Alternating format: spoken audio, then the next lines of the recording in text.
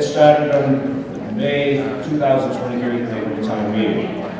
Thank you for coming. I'm going to start with the recognitions and the award presentations, so I'm going to turn it over to Chairman of the Select Board, Rob Gotti. Thank you everyone for attending tonight. Welcome to the 2023 annual town meeting. I'd like to begin by recognizing a few notable staff retirements in 2022. Staff members who are also residents of Westwood. Joan Courtney Murray. Joan served as the town Human Resources Director from 2014 to 2022. Is Joan in attendance? Turn the volume up. Turn the volume up. How's that? That's better. All right. Thank you. And then Pam Dukeman. Pam retired in October of 2022 after serving 31 years in the town of Westwood as the Assistant Administrator and Finance Director. During her tenure, Pam provided invaluable financial insight, guidance, and leadership to numerous town meetings. On behalf of the Select Board, we would like to thank Pam and Joan for their leadership, camaraderie, dedication, and guidance.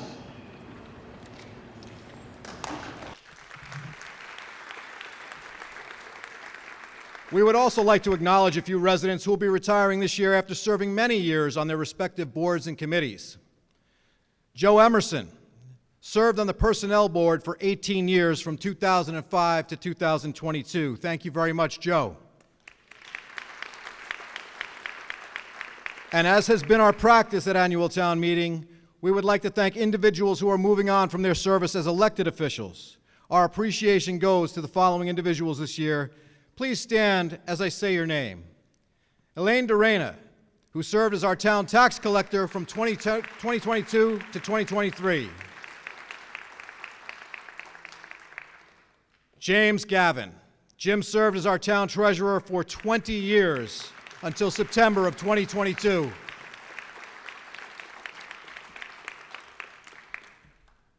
Charlie Donahue. Charlie served on the school committee from 2014 to 2023.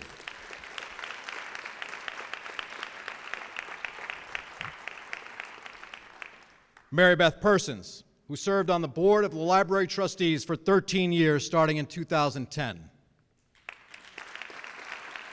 On behalf of the Select Board, we would like to thank all of our residents who have served and currently serve on the various boards and committees. We value your time, effort, and commitment. Thank you for your service. Finally, I'd like to recognize our colleague Michael Walsh. Michael was a member of the Select Board for 9 years, serving as chair in 2016, 2019, and in 2022. Just a little bit about Michael and all of the service that he has provided to the town. Prior to the Select Board, Michael served as the president and co-president of the Westwood Elementary Schools Coalition, WESC, to work with the 5 elementary school PTOs to organize fundraising events which resulted in $100,000 over 2 years in a very trying economic time. He was a member of the Neponset Valley Chamber of Commerce, the Norfolk County Bar Association, the Massachusetts Bar Association, the Workers' Compensation Legislative Committee. He's a former adjunct professor at Suffolk University for the Paralegal Studies program, and he served on the Suffolk Law School Alumni Board. While serving as chair on the Select Board, Michael has a number of accomplishments that are listed here but are not limited to this list by any means. During his first stint as chair, he issued an $11.5 million bond to authorize debt for various projects, including the construction of the Islington Station. He encouraged and supported the redevelopment of Islington Center and appointed an Islington Center task force. He started and monitored the construction of the Islington Fire Station. He completed the design and bid of the new police station, which came in at almost $1 million less than projected. And he was part of the design, bid, and rebuild of the Deerfield Athletic Fields. During his time as chair in May from 2018 to 2019, he was a strong advocate for the Islington Center redevelopment project. One that I think we all appreciate is that he worked to help get the East Street Bridge project done. He was the Select Board representative to the school building committee that led the Hanlon School project and worked with the MSBA to secure the funding from the state. And then in 21 and 22, he served on the Aid to the Elderly and infirmed Norfolk County Advisory Board, the Norfolk County Selectmen's Association, the School Building Committee, and the John J. Cronin Public Service Award. He approved the transfer of $70,000 to the Aid to the Elderly account to supplement donated funds for 53 approved applicants to receive payments of approximately $1,800 towards their tax bill. He also approved the town to become a Purple Heart community that's recognized each year on August 7th. He led the negotiations to purchase the American Legion building, and the purchase was approved at last year's town meeting. And there's much, much more. Unless you've actually served, it's very difficult to know just how much time, energy, and talent goes into fulfilling these duties. Michael has done so with distinction, and I would like to both thank him and wish him well.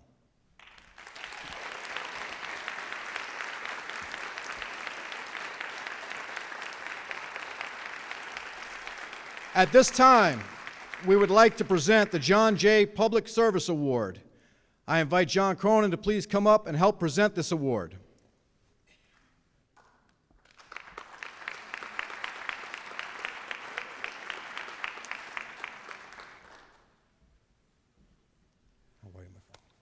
Good. You got it?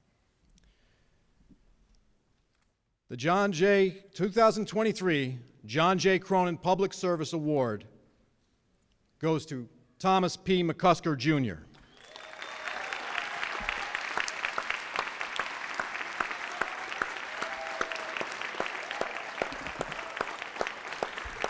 I would just like to read the service award here with Tom at my side next to John. Congratulations, Tom. The John J. Cronin Public Service Committee annually awards Westwood's highest honor to an individual who has made remarkable service in the community. John J. Cronin, town treasurer for many years, selflessly gave of his time and expertise for the betterment of the community, both as an elected official and in numerous volunteer activities. To recognize the spirit of the community involvement illustrative of John's life, it is with great pleasure that we announce Thomas McCusker as the 21st recipient of this award. Tom McCusker's contribution to the town began in 1968, when I was but a baby. And when he was elected as a member of the Board of Selectmen and served in that role until 1974. After stepping down from the Board of Selectmen, Tom sought the position of town council, a position he held for the next 44 years. Over the course of those years, Tom provided invaluable legal advice, opinions, and counsel to numerous boards and committees, and he attended hundreds of annual, special, and fall town meetings. As town council, Tom was responsible for meeting with department heads, staff, and the select board to advise them on legal matters on conformance with general laws, federal laws, and the town charter and our bylaws. He also represented the town in legal matters before the Superior Court, District Court, Land Court, Appellate Tax Board, and Industrial Accident Board. Tom prepared warrant and zoning articles to be brought before town meeting and assisted the town moderator in preparation for the town meeting. Tom also served on numerous boards and committees, such as the Dental Clinic from 1969 to 1973, the Special Committee for Open Space from 1975 to 1976, the Centennial Committee from 1993 to 1994, and the Planning Board from 2021 to 2022. Tom served as a mentor to many elected officials and town-appointed officials. He provided guidance when necessary, helping navigate many roles and duties of the various boards and committees. In total, Tom has spent over 50 years of dedicated service to the town of Westwood, a longevity that may be difficult to match. Over 50 years, Mr. McCusker provided guidance on many major capital projects, such as Westwood High School, Carby Street Municipal Building, the Main Public Library, and the Council on Aging Building. He's also involved with the revitalization of these two major areas of town, the University Station core retail area and the Islington Center redevelopment project. In addition to his municipal work, Tom served for 2 terms as the president of the Norfolk Golf Club, where he ensured the golf facilities were available for off-season enjoyment of town residents, such as winter sledding and cross-country skiing. Tom and his wife Josephine raised 5 children here in Westwood: Joseph P. McCusker, Julie McCusker Krumsick, Amy McCusker Pruitt, Thomas P. McCusker III, and Ellen M. Devlin. Tom came to Islington in May of 1966, and in March of 1968 was elected to the Board of Selectmen. His opponent labeled him as a Johnny-come-lately. Thankfully, he stuck around. Although he has seen many changes in those 57 years, his proudest moment was being involved in the revitalization of Islington Center. On behalf of the John Jay Public Service Award Committee, it is with great pleasure that we present this prestigious award to Thomas P. McCusker Jr. and add his name to the plaque displayed in Town Hall listing all previously honored individuals. John.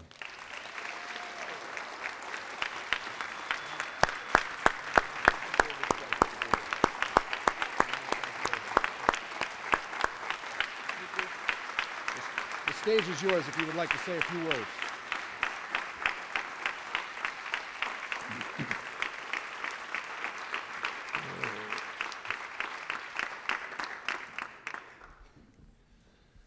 I never in my wildest dreams ever thought I would get to be this old. But I want to thank John Cronin and the Cronin Committee. John Cronin was a good friend of mine for a number of years. So it's a great honor to have this, and I deeply appreciate it, and I thank you all very much.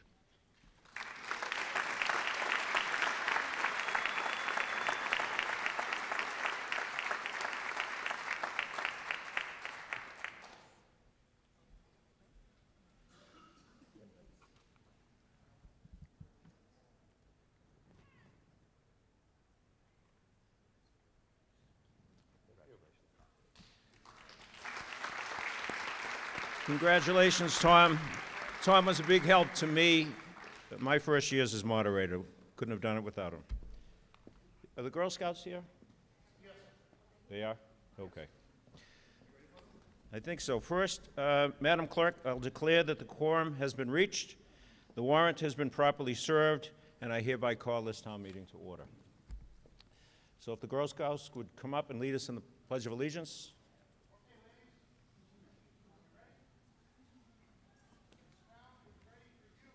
You want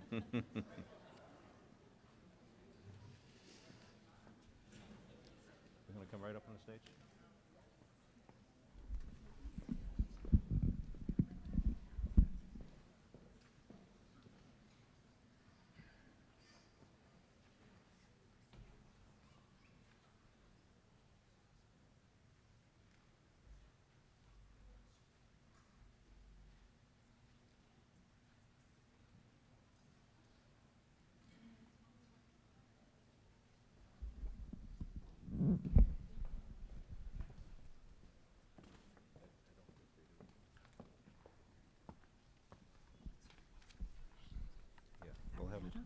We're going to ask the girls to tell us who they are. Ariana. Grace. Lana. Dot. Apparently, they don't have last names. You want to tell us your last name? Silva. Walsh. Doe. Fallon. Okay, you ready? Mary, you want to hold that? If everyone could please rise and face the flag. And girls? I pledge allegiance to the flag of the United States of America and to the republic for which it stands, one nation, under God, indivisible, with liberty and justice for all.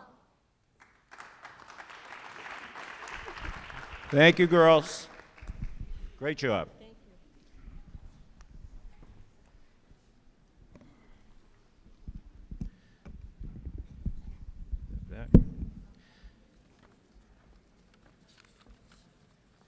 As is our tradition, we're going to remember the fine public servants that we lost in the past year.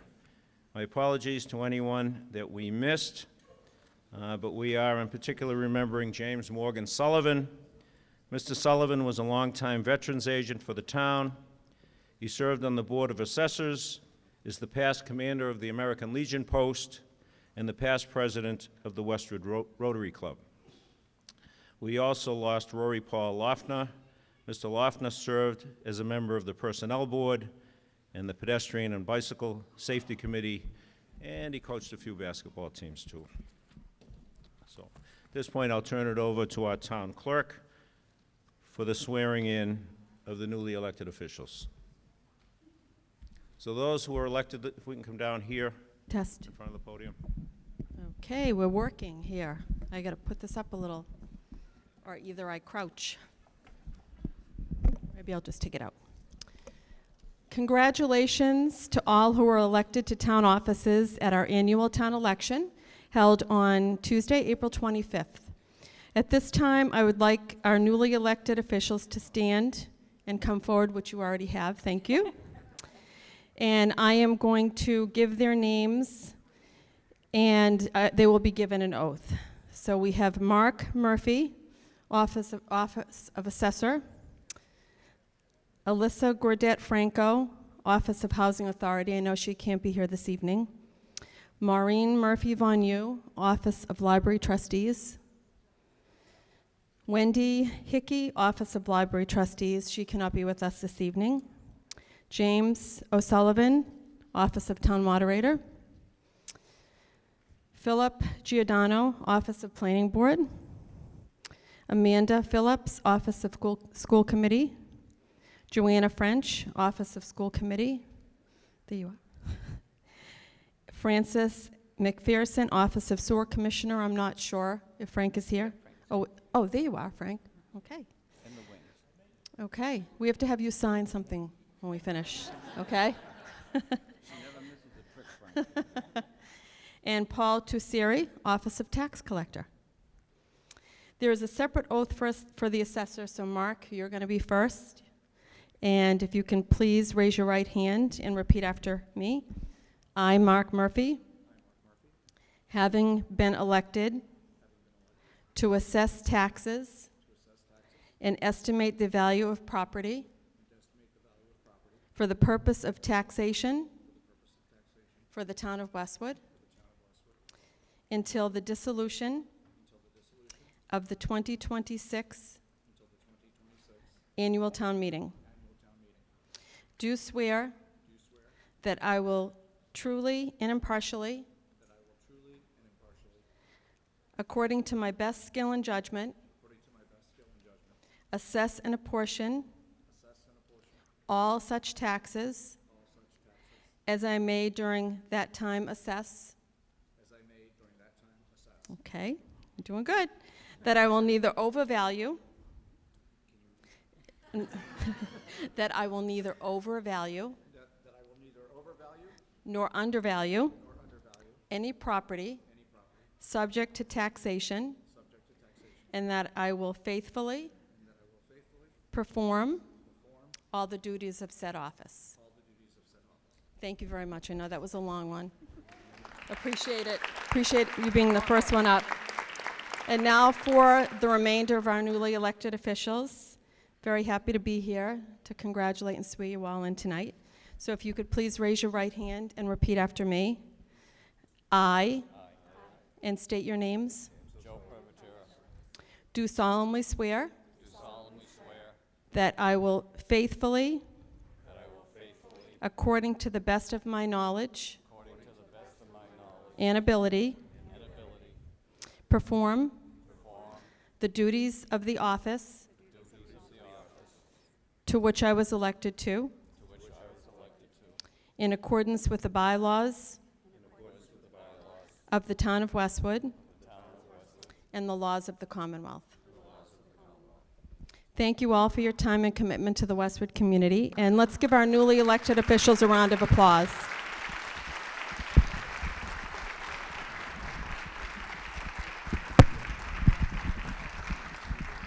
Thank you very much. And actually, did everybody sign one of these? Let's see, Joe did. Oh, Amanda. Phil, you want to sign it? Which thing is this? This is, just that you took an oath tonight. Take this.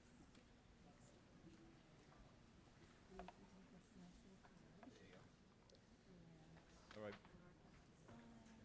In case I want to make sure I don't forget, There's a lot of people who've done a lot of great things for this town. We have a wonderful town. There's a lot of people do a lot of volunteer work. Sometime between the Kennedy administration and today, public service became a bad word. But we have a lot of dedicated people here in the town. Whether you're a town employee, whether you were appointed to a board or a commission or authority, or you're an elected official, or even if you ran for office and you didn't win, I want to thank you on behalf of the town of Westwood for everything you have done. With that said, I need to acknowledge a number of people who make this town meeting work. First, we have our maestro, Melissa Garfield and Charlotte Lynch with Westwood Media Center.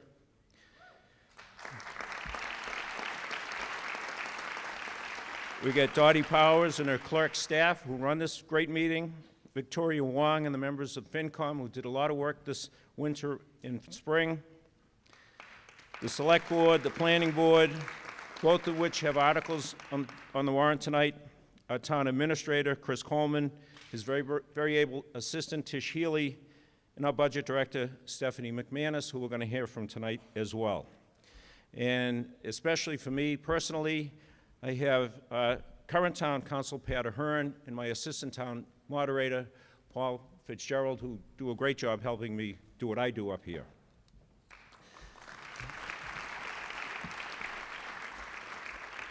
I want to acknowledge in the audience, I think I heard Paul McMurtry, our state rep, was going to be here. I haven't seen him, but I do see our Congressman Stephen Lynch. He's here, and I want to tell a very brief story that most people don't know. We have a resident here in town the IRS made a mistake on her taxes in May of 2020, which was the beginning of COVID. Now, it wasn't a big amount in the eyes of the federal deficit, but to her it was a significant amount. And we had 2 accountants and 1 lawyer trying to get a hold of anybody at the IRS to straighten it out. And if you remember, early in COVID, nobody was working, you couldn't find anybody. Finally, we got a hold of Congressman Lynch's office. His office took care of her, and she's thrilled. And I just want to thank him for that.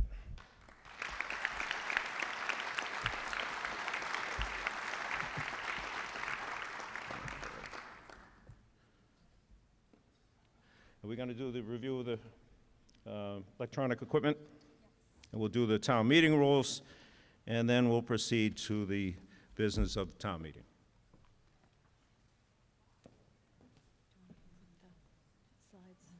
Stop the slides for that. Do you want to start the slides for that? We're going to do the practice for the electronic vote.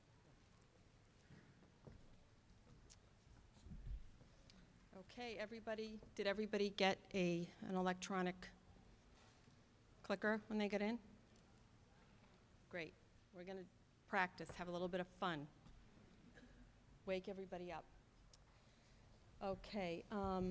The first question, well, first of all, I want everybody to understand that this can only be used here. It's secure. It's not going to go anyplace else. You can't take it home and open up your garage door. You know, it has to stay here. So when we're finished tonight with them, please be sure to deposit them, okay? So the first test we're going to do is, the question is the letter A the most commonly used letter in the English language? So if you think it is, you want to press yes. If you think no, 1A for yes or 2B for no. So let's open up the voting and everybody vote.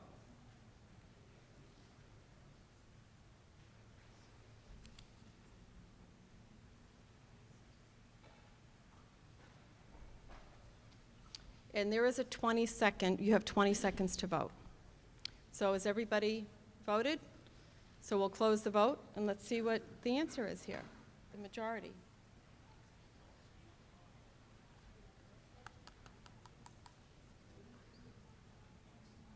Do we have a...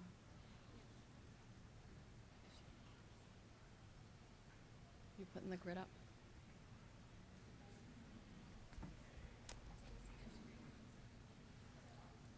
She still sees yours.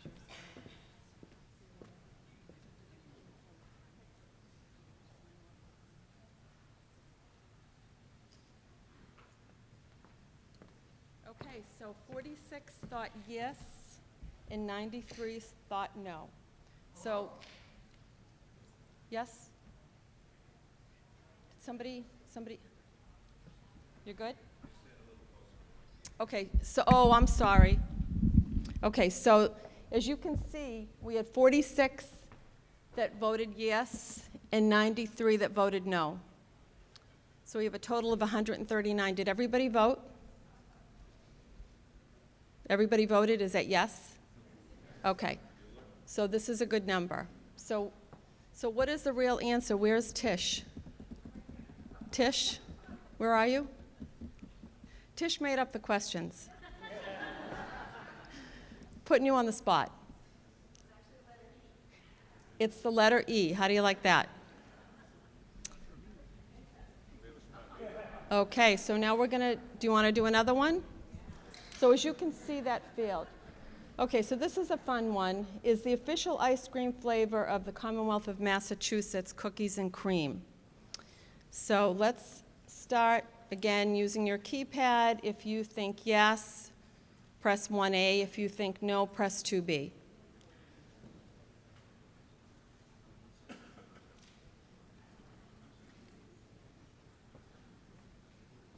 Okay, everybody, is everybody voting? Okay, is everybody finished? Yes? Okay, I think we're going to close the vote, and let's see what we got for our response. Okay, we had 53 that thought yes and 89 that thought no. So the no's are right. There is not an official ice cream. And I guess the Norwood High School students are working to bring something to the legislature to make cookies and cream the official ice cream. Do you know about this? Have you heard about it, Congressman Lynch? Okay, so you may. It's coming. So, and I think we may have one more. So let's try another one. Let's go to one. We didn't do one. So this one here, we want to know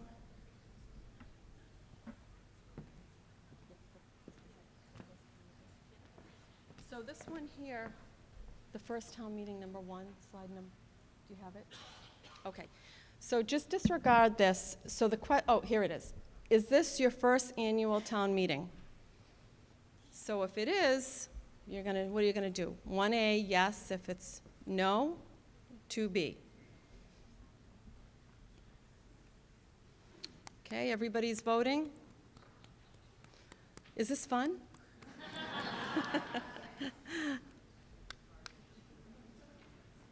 Okay, so we're going to close the vote, and let's see what we get.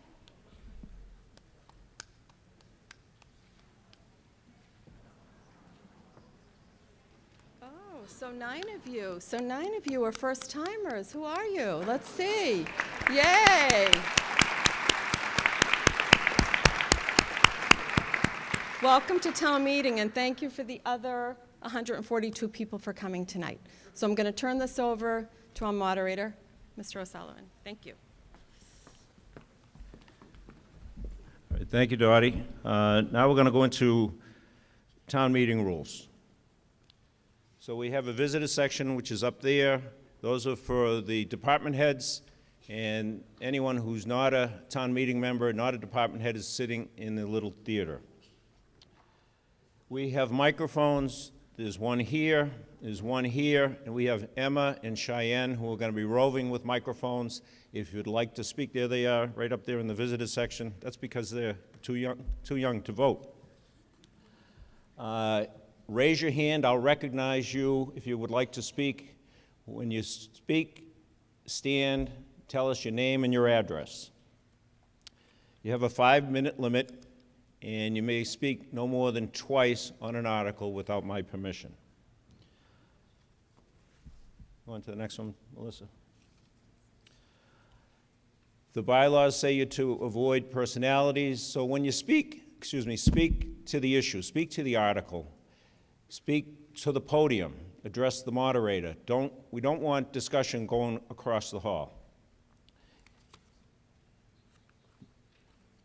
I ask you to be respectful. Try not to comment, not to criticize, not to clap, not to boo. That's very intimidating. We all have different opinions. We respect everyone's opinion, even though we don't necessarily agree with them. Westwood Media Center is recording this. It's live streaming, so we ask that you not videotape, especially while someone's speaking, because that can be very intimidating. I might take a voice vote. If there's an article that didn't have any discussion, I'll ask you to vote by voice and declare the results. But I'm going to try to use the electronic equipment when there is discussion and when there is a doubt on the vote. If there's a voice vote, I'll announce what I think it is. If 7 people want to challenge my ruling, stand up, and then we'll go to the electronic voting. The electronic voting may not be challenged. That's a count, and that'll be final. We have one article this evening in which the Finance and Warrant Commission recommends indefinite postponement. That's Article 17. We'll put this slide up again then, but I'll briefly explain it now. When the Finance and Warrant Commission recommends indefinite postponement, they're saying that the town should not pass the article. Indefinite postponement requires a majority vote. So if you are against the article, vote yes for indefinite postponement. If more than a majority vote for indefinite postponement, the article is dead, and we will not get to the meat of the article. If indefinite postponement fails, then someone must make a motion to move the article. That motion has to be seconded, and then we can discuss the article. That article in particular is going to require a 2/3 vote. I also wanted to talk briefly about motion for consideration. This generally is a parliamentary tactic. It requires a 2/3 vote. So once we have voted on an article, someone may get up and move for reconsideration. The rules of town meeting time are that you have to be on the prevailing side of that vote. So if the vote passed,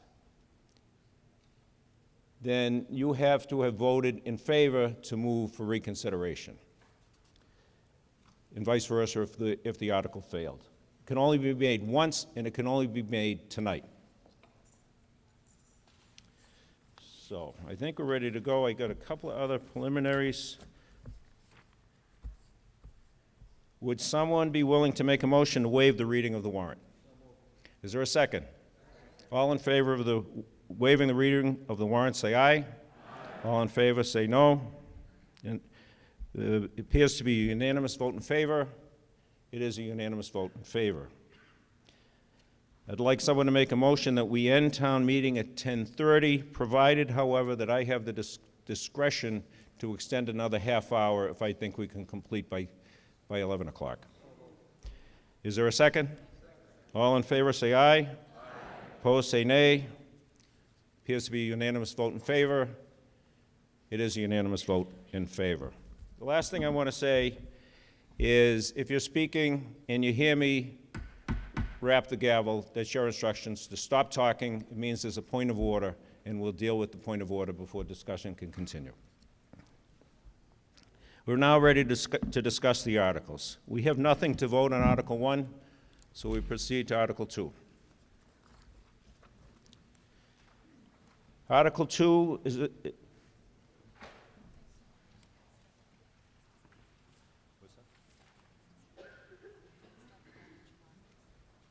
She's going to speak before Article 3, right? Stephanie, you're going to speak now? I have to read the article first. To see if the town will vote to appropriate by transfer from available funds the sum of $598,000 to supplement the following, the listed fiscal year 2023 appropriations, or to take any other action thereon. This article comes before us on the motion of the Finance and Warrant Commission that the town meeting so vote, and this requires a majority vote. Do you need to speak on this one? No? Okay. Any discussion on Article 2? All in favor of Article 2, say aye. Aye. All opposed, say nay. It appears to be a majority vote in favor. It is a majority vote in favor. Article 3 is the budget. I'll briefly summarize the budget, and then we're going to go on to a presentation by Stephanie, both live and a recorded video presentation. Article 3 is to see what sums of money the town will vote to raise and appropriate and/or transfer from available funds and/or borrow for the operation of the municipal departments and public school system for the fiscal year July 1, 2023 through June 30, 2024, all as set forth in Appendix D of the Finance and Warrant Commission's report of the 2023 annual town meeting. You're going to go first, Stephanie, right? Or are you going to go, Rob?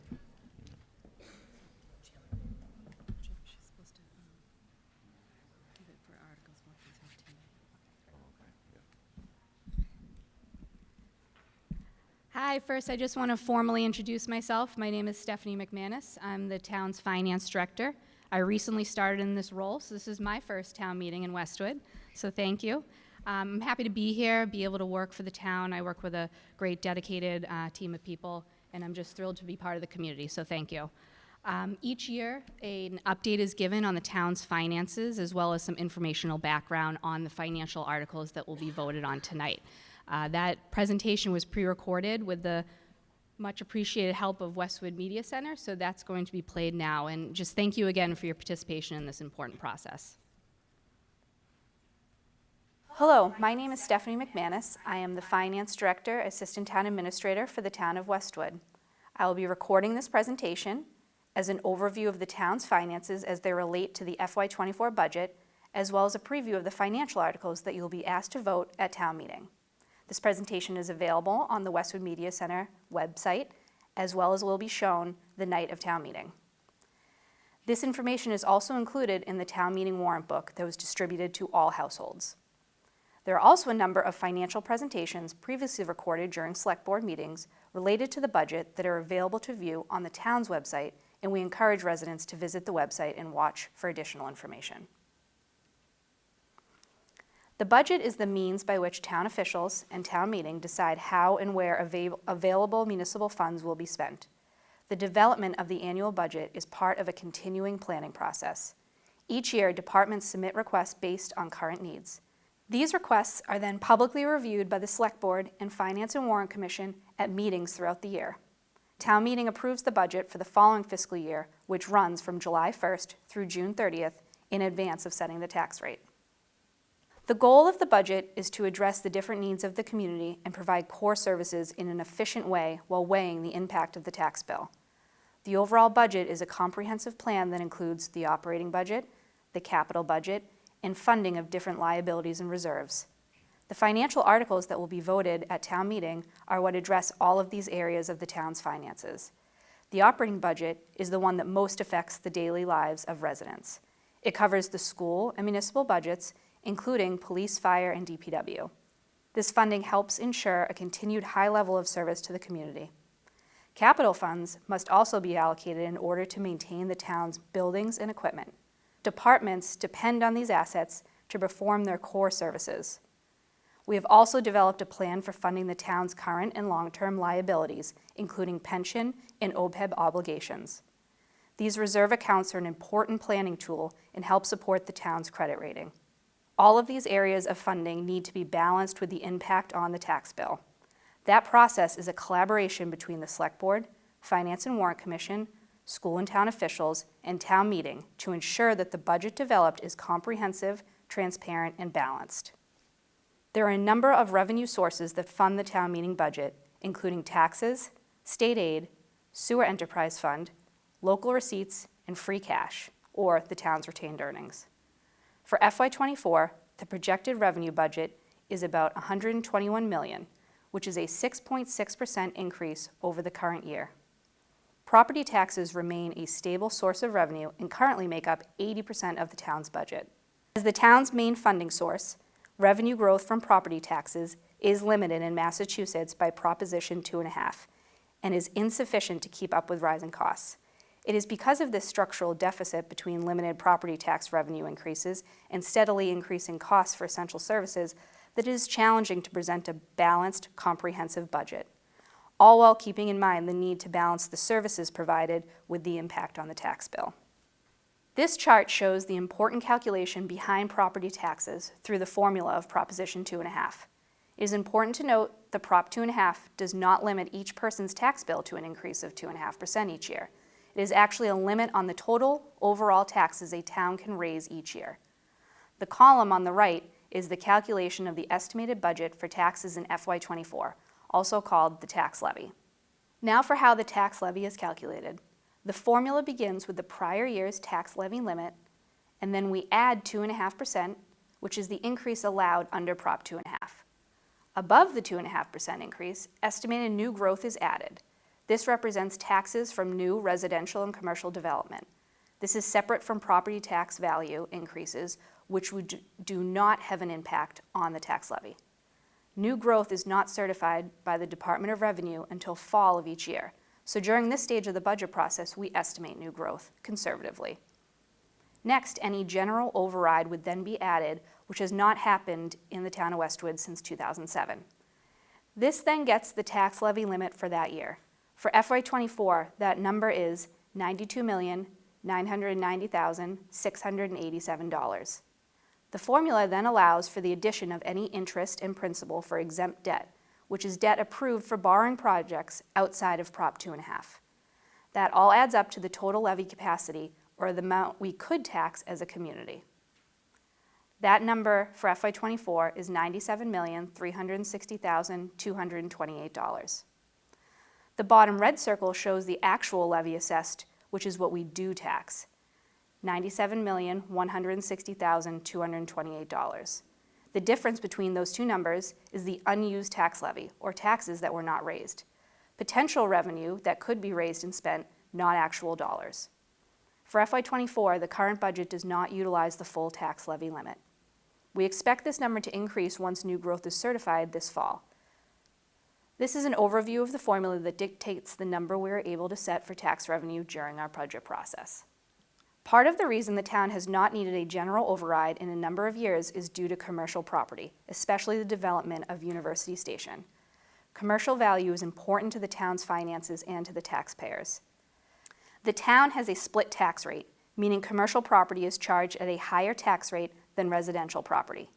For FY23, the commercial value makes up only 14.6% of the total value, but pay 24.9% of the total taxes. This is because they are charged at the higher rate.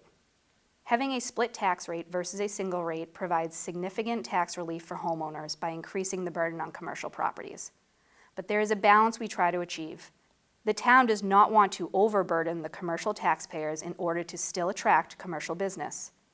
Without the split tax rate, the tax bill for the average home would increase in FY23 by an additional 11%, or $1,500. For FY23, the total residential value increased by 10.72%. However, individual homes may have different value changes. Each tax bill is based on the change in value for that property.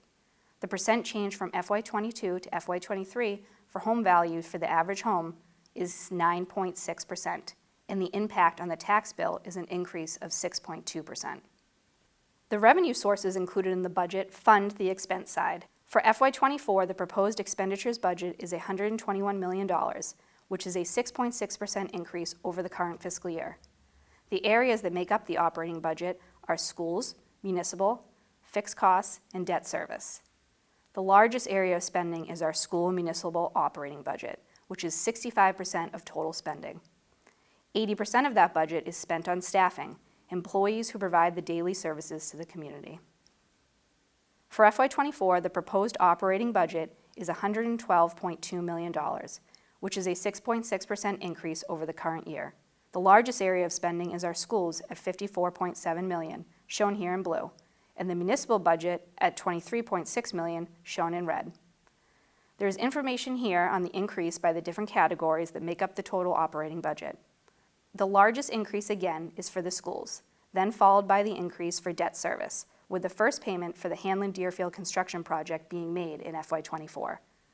then the municipal operating budget, and then fixed costs. Next, we move on to the capital budget. The Select Board has supported continued reinvestment in the town's assets and infrastructure. The town allocates funding to maintain buildings and equipment it purchases, and we continue to work towards the target-based capital spending per our town's financial policies. For FY24, that amount for base capital for school and municipal is $2.3 million, as shown in green.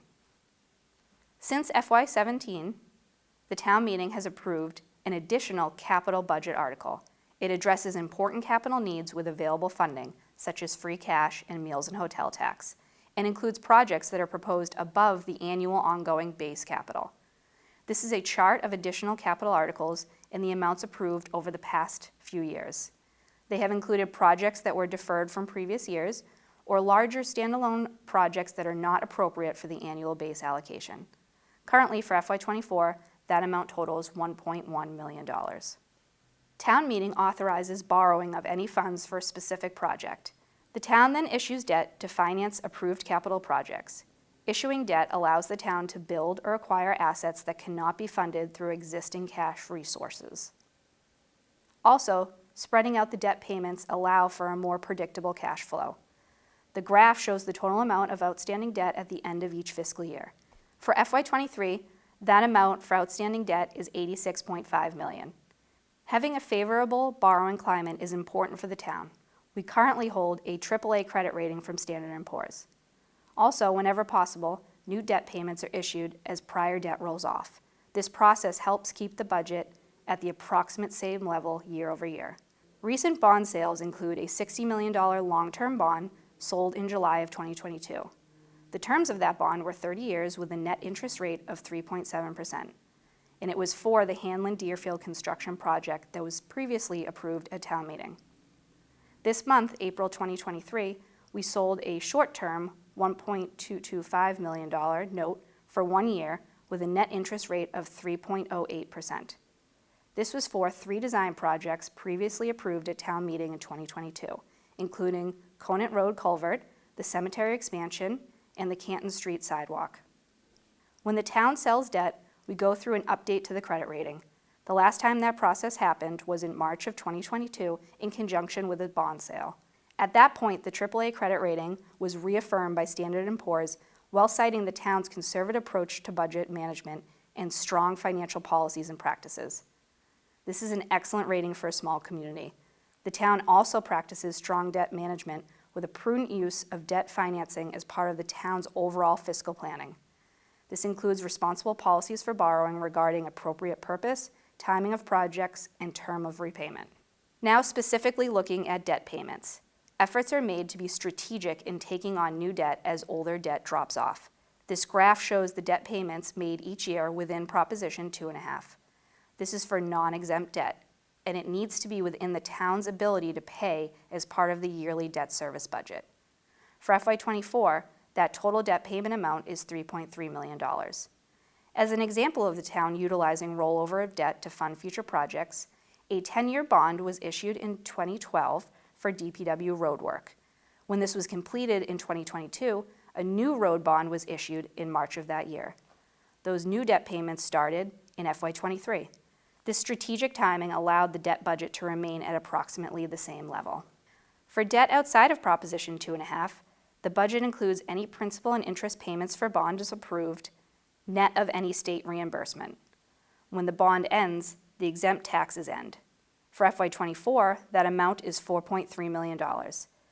The high school project bond payment schedule ends in 2023. With that debt rolling off, the new payment for the elementary school construction project will begin in FY24. Again, this timing will help absorb some of the impact of the new project debt for FY24. To summarize, the FY24 budget is being presented as balanced. Town meeting has historically followed fiscally conservative policies that allow for comprehensive, balanced budgets.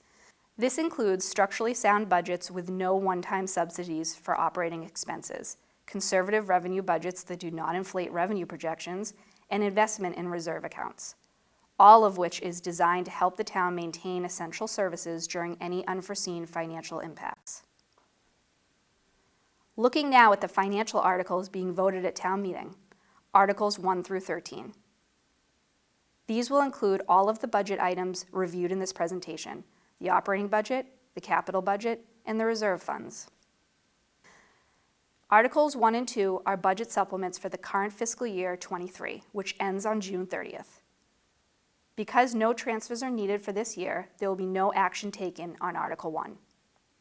Article 2 is for $598,000 and includes a total of 7 items listed here. As part of those, there are 3 specific to salaries within different departments, 2 items related to the school department, a supplement for ambulance services and equipment, as well as the town's 5-year assessing revaluation services. Article 3 is the main operating budget for school and municipal operations. For FY24, this budget is $112.2 million. When we get to this article at town meeting, the moderator will walk through Appendix D page by page to show the detail of that operating budget. Articles 4, 5, 6, 8, and 9 are the capital budget articles. 4 and 5 are the base capital articles for municipal and schools, both funded at levels consistent with prior years and funded by free cash. Article 6 is for sewer capital in the amount of $1,260,000 and is funded through sewer retained earnings. Article 8 is for ambulance capital in the amount of $445,000 and is funded by ambulance receipts. The final capital budget article, Article 9, is for the additional capital items beyond the base for $1.1 million. Those items are funded by meals and hotel tax. A listing of these items and the article language is included in the town meeting book. Next, there are 3 borrowing articles. These articles authorize the town to borrow for the appropriation amount listed for each project. Article 7 is a sewer capital borrowing item for infiltration and inflow sewer system improvements in the amount of $500,000. Borrowing is through an MWRA program and is funded 75% through a grant and 25% through an interest-free loan. Article 12 asks for authorization to borrow $1,850,000 to purchase a fire ladder truck to replace the current ladder 1. Article 13 asks for authorization to borrow $1.5 million for the cemetery expansion construction portion of the project. Article 10 is funding for the stabilization fund. This is the town's main savings account and is an important component of the credit rating we receive. The article asks to transfer $125,000 from free cash to the stabilization fund. This will help maintain the target balance in that account set by the town's financial policies. Article 11 is funding for the town's OPEB liability, which are the post-employment benefits for retirees. The annual appropriation into that account for FY24 is $1,545,000. We are currently on target with the funding plan. An amount is appropriated each year and incrementally increased by $25,000. The proposed appropriation for FY24 is in line with that $25,000 increase over FY23. That concludes this update on the town's finances and preview of the financial articles for town meeting. There is additional information in your town meeting book as well as on the town's website. Thank you for your time and your participation in this important process.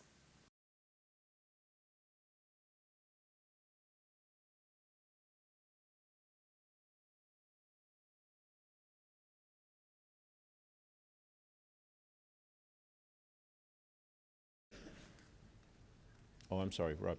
Okay. Am I Yep. good to go, Mr. Yep. Moderator? Thank you. I just want to speak for a minute regarding some of what you've seen going around town the last few days. We understand the energy around town with respect to our firefighters. And when I asked for your vote a few years ago, I did so by highlighting how I would approach the job, which was to be positive, productive, and pragmatic. So let me explain where we are in those very terms. First of all, positive. My select board colleagues and I, our town administration, and you, the residents, we all recognize and appreciate the dedicated, professional, well-trained men and women that serve our community each and every day. We all want our public safety professionals to be fairly compensated and well-equipped to protect both our residents and our firefighters. Productive. As the saying goes, it takes 2 to tango, and we would like to bring this fire union contract to agreement, just as we have been able to do with nearly every other collective bargaining group in town. In fact, in April of '22, we reached a tentative agreement with the union leadership that ended up being voted down by the union membership. Our negotiating team has been willing and scheduled to meet on several occasions, only to have the other side fail to show up. On Thursday, the town offered to pay the raises the union asked for fiscal '22 and '23. No other changes were requested, and the town pledged to continue to work through the State Joint Labor Mediation Commission process initiated by the union to try and reach further agreement for fiscal years '24, '25, and '26. This would have ended the protracted process and gotten the membership their base wage increases. At 3:15 this afternoon, the union put forward a very complex offer that, despite our best efforts, requires more than 2 hours to cost out to ensure it's within our sustainable guidelines. But we've made some progress. Which brings me to pragmatic. Naturally, both parties want a settled contract. Of course, we need to see our employees get wage adjustments. We also need to make sure those increases are within the town's ability to pay and are sustainable. The town negotiating team has successfully settled contracts through fiscal year '26 with almost all the other town unions over the last 3 months, including the police union as recently as last week. We are one community with one budgetary pie governed by Prop 2.5 and the town's financial policies. Our negotiating team approaches each negotiation with a philosophy of trying to deliver the top priorities desired by each bargaining unit within the town's ability to pay. The general wage increases for fiscal year '22 and fiscal year '23 were the same across all bargaining units, non-represented employees, and what has been offered to the fire union. We continue with a shared desire to resolve this contract. Our negotiating team has been and remains committed to the mediation path that the Fire Union's Labor Council has chosen.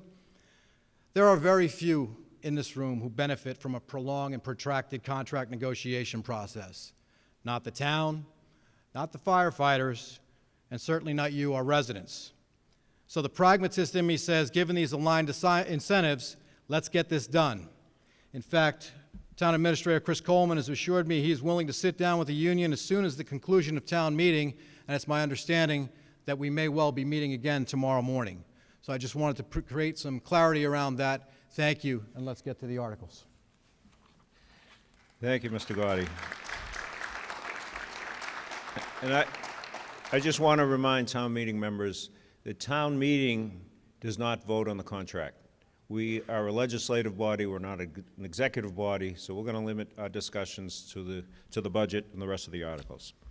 We're now on Article 3. I've read the article. This article comes before you on the motion of FinCom. It requires that the town so vote. It requires a majority vote. I'd like you to turn to Appendix D in your books, and I'm going to read each page. If you'd like to discuss any of the line items on that page, yell hold, and we'll get back to it. So, I'm not sure if the books are numbered. Do they have numbers in them? Okay. We're going to start with page 64. Page 65. Page 66. Page 67. Page 68. Page 69, and page 70. Okay, we have no holds. Is there any discussion on the budget, Article 3? Mr. Iddig? Would you please approach the microphone, state your name and address, and you can get started.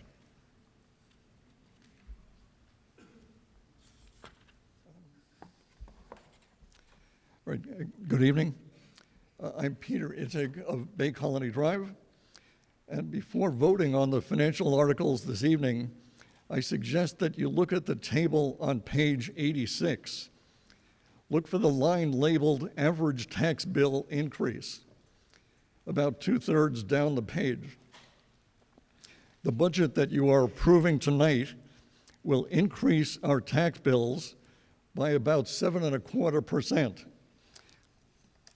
This is in addition to the increase of about 6.8% for the current fiscal year that is shown on the same line. There are some opportunities tonight to mitigate this tax increase and to postpone some spending. At this time, though, I have a question for the Select Board about the budget. I understand that during this fiscal year, there have been cost overruns of over $4 million above the amount that was authorized by the voters for the construction of the Hanlon School, and that the town has agreed to cover this. But I didn't see it in the budget. My question is, what is the current total of the cost overrun, and what funds will be used to cover this, and why does this not need voter approval? At the time of the high school override, the town came back to the voters when additional funds were needed. Thank you. Is there any other discussion?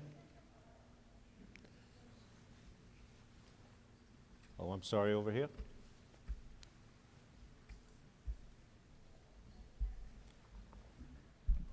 My name is Marlis Schwartz.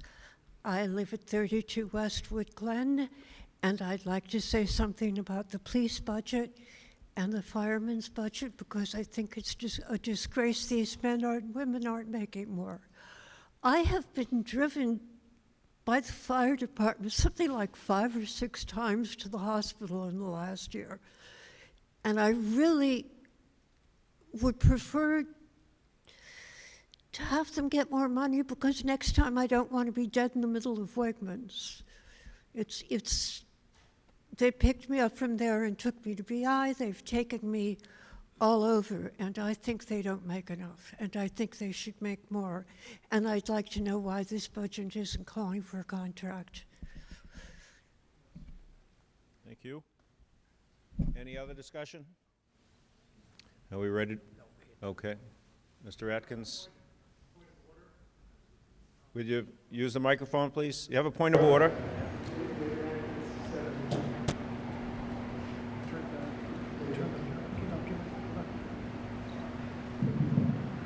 David Atkins, 783 High Street. I have a point of order. Did we actually vote on Article 2? Because I don't remember us actually. We did. Mr. Scotty spoke directly to the email. No, I went out of order. We held the vote before the presentation. It was a majority vote in favor. Any other discussion on Article 3? All right, I'm going to take a voice vote on this one. All in favor of Article 3, say aye. Aye. All opposed, say nay. Nay. It appears to be a majority vote in favor. It is a majority vote in favor. Article 4 is to see if the town will vote to raise and appropriate and/or transfer from available funds the sum of $1,355,500 for the purchase, lease, or lease purchase of the listed capital equipment and improvements. This comes before you on the motion of the Finance and Warrant Commission that the town so vote, and this requires a majority vote. Is there any discussion on Article 4? Mr. Riddick?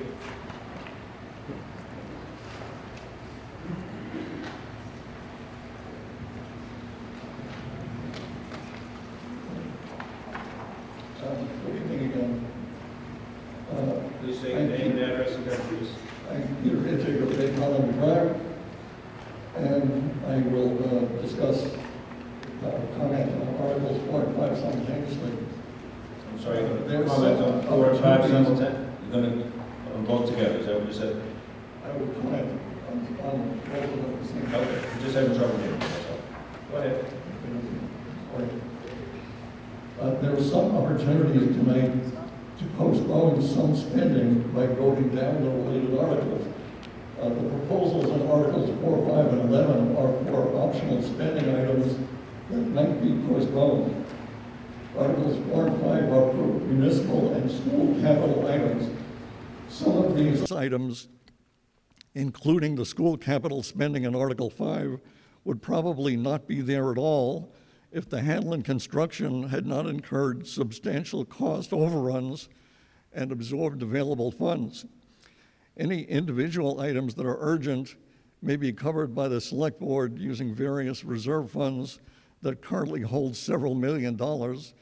I suggest a no vote on Articles 4 and 5. Thank you. Is there any other discussion? Oh, I'm sorry.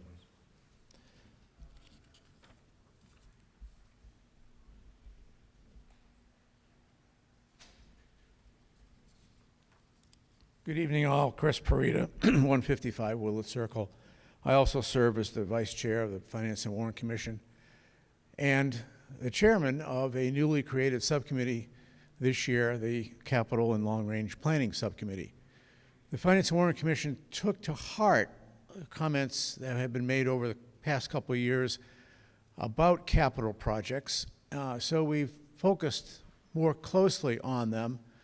My subcommittee met with each of the town departments that proposed each of these projects that are in the base municipal capital budget and the base school capital article, and asked them to support each one of them, which they did, and we found that each one of them was well supported and necessary. Articles 4 and 5 are not optional. Articles 4 and 5 are what keep the town functioning at the level that we're used to and comply with our financial policies that keep our bond rating so high. These are projects that go toward maintaining town assets. You can't expect a dump truck to last forever. It needs to be replaced, and that's what happens in these capital budgets. So this is something that is outside of the operating budget, but still is necessary. And Mr. Moderator, if you don't mind, I'll extend my comments to Article 11 since Mr. Edig did so as well. But I'd be happy to talk to Article 11 at that appropriate time. Article 11 is not optional. Article 11 is to fulfill our obligations to our past retired employees of our town. So please, I urge you to vote in favor of Articles 4 and 5. They are necessary capital articles. Thank you. Any other discussion on Article 4? And I just point out, I've got 65-year-old ears, 65-year-old eyes. You got to let me know if you want to speak. I hear it. Mr. Washer. And if you raise your hand ahead of time, we can get the microphone to you. Emma's over here and Cheyenne's over here. They're eager to do some work tonight. Hi, David Warshay, 18 Colby Way. I do have a question relating to the capital improvements about relating it to the new fire station that's been proposed out there, because I think there's at a minimum there needs to be capital improvements. That the main station's in tough shape out there, and if you could somehow link that to what the future holds and what the town can and can't afford reasonably, any comments I think would be great. I don't think we have an article on the new fire station before us. Is there anything any comments on the finance, on the, capital budget, anything needed coming up in the future to keep the, the fire station going? Yeah, we have a fire truck. We're going to vote on that later. Okay. So there's nothing nothing can be said on the, plans for a new building? Not at this forum, not tonight. We can do that at FinCom next year or contact the Select Board. Okay, thank you. Any other discussion on Article 4? Hearing none, seeing none. All in favor of Article 4, say aye. Aye. Opposed, say nay. Appears to be a majority vote in favor. It is a majority vote in favor. Article 5 is to see if the town will vote to raise and appropriate and/or transfer from available funds the sum of $1,017,000 for the purchase, lease, or lease purchase of the listed capital equipment and improvements. Comes before us on the motion of the Finance and Warrant Commission that the town so vote. This article requires a majority vote. Is there any discussion on Article 5? Hearing none, seeing none. All in favor of Article 5, say aye. Aye. All opposed, say nay. Appears to me a majority vote in favor. It is a majority vote in favor. Article 6. Article 6. To see if the town will vote to raise and appropriate and/or transfer from available funds the sum of $1,260,000 for the purchase, lease, or lease purchase of the listed capital equipment, projects, and/or improvements. Any discussion on Article 6? Hearing none, seeing none, all in favor of Article 6, say aye. Opposed, say nay. It appears to be a unanimous majority vote in favor. It is a vote in favor, unanimous and majority. Article 7, to see if the town will vote to appropriate a sum of money to pay costs of engineering and undertaking infiltration and inflow improvements to the town's wastewater collection system, and for the payment of all costs incidental and related thereto, to determine whether this appropriation shall be raised by borrowing, including the borrowing of all or any portion of this amount through the Massachusetts Water Resources Authority's Infiltration and Inflow Local Assistance Program, transfer from available funds, or otherwise provided, or to take any other action relative thereto. This comes before us on the motion of the Finance and Warrant Commission that the town so vote. This requires a 2/3 vote in favor because it's a borrowing article. Is there any discussion on Article 7? Hearing none, seeing none. All in favor of Article 7, say aye. All opposed, say nay. It appears to be a unanimous 2/3 vote in favor. Madam Clerk, it is a 2/3 vote in favor. Article 8, to see if the town will vote to raise and appropriate and/or transfer from available funds the sum of $445,000 for the purchase, lease, or lease purchase of the listed capital equipment, projects, and/or improvements. Comes before us on the motion of the Finance and Warrant Commission that the town so vote. This article requires a majority vote. Any discussion on Article 8?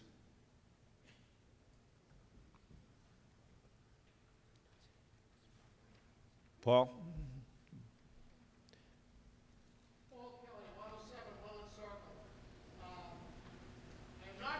Opportunity right now what's going on outside, but I will say, not being fresh, on this ambulance replacement, we still don't have an ambulance on the Islington side of town. And I'm not sure why we're getting another ambulance when we don't have the staffing for it. Thank you. Any other discussion? Hearing none, seeing none. All in favor of Article 8, say aye. All opposed, say nay. It appears to be a unanimous vote in favor. It is a unanimous vote in favor. Article 9 is to see if the town will vote to raise and appropriate and/or transfer from available funds the sum of $1,100,000 for the purchase, lease, or lease purchase of the listed capital equipment, projects, and/or improvements. Comes before us on the motion of the Finance and Warrant Commission that the town so vote. This article requires a majority vote. Is there any discussion on Article 9?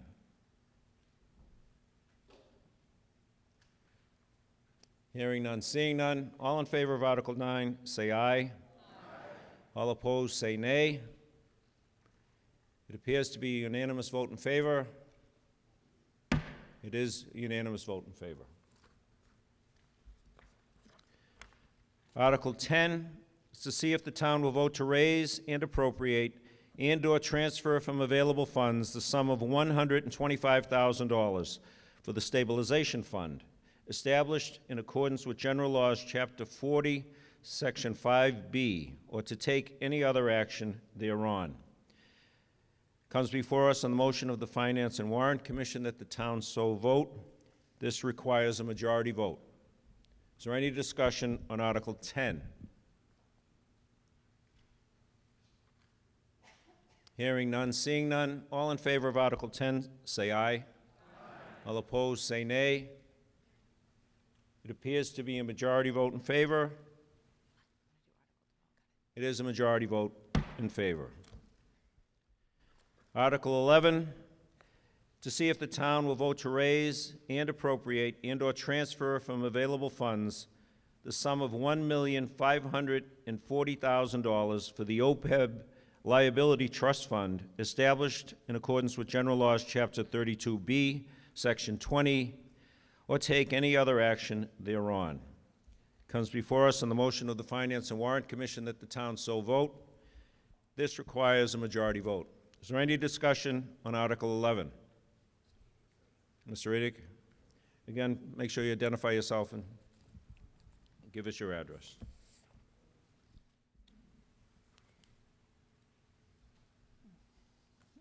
Okay.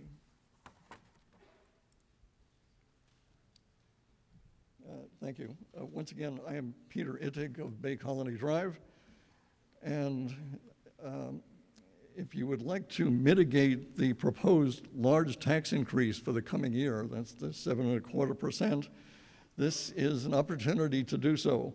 This article proposes to contribute about $1.5 million to an investment fund that holds advance payments of certain pension-related obligations.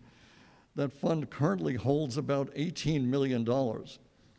Another contribution is not required now, and the current funding schedule is ambitious and expensive. Advance funding of pension obligations is important for businesses as they may cease to exist and is required by law. The U.S. federal government does not do this. Local governments generally partially fund their future pension obligations, as Westwood is doing. I recommend a no vote on this article to skip it this year. Thank you. Is there any other discussion on Article 11, Mr. Parita?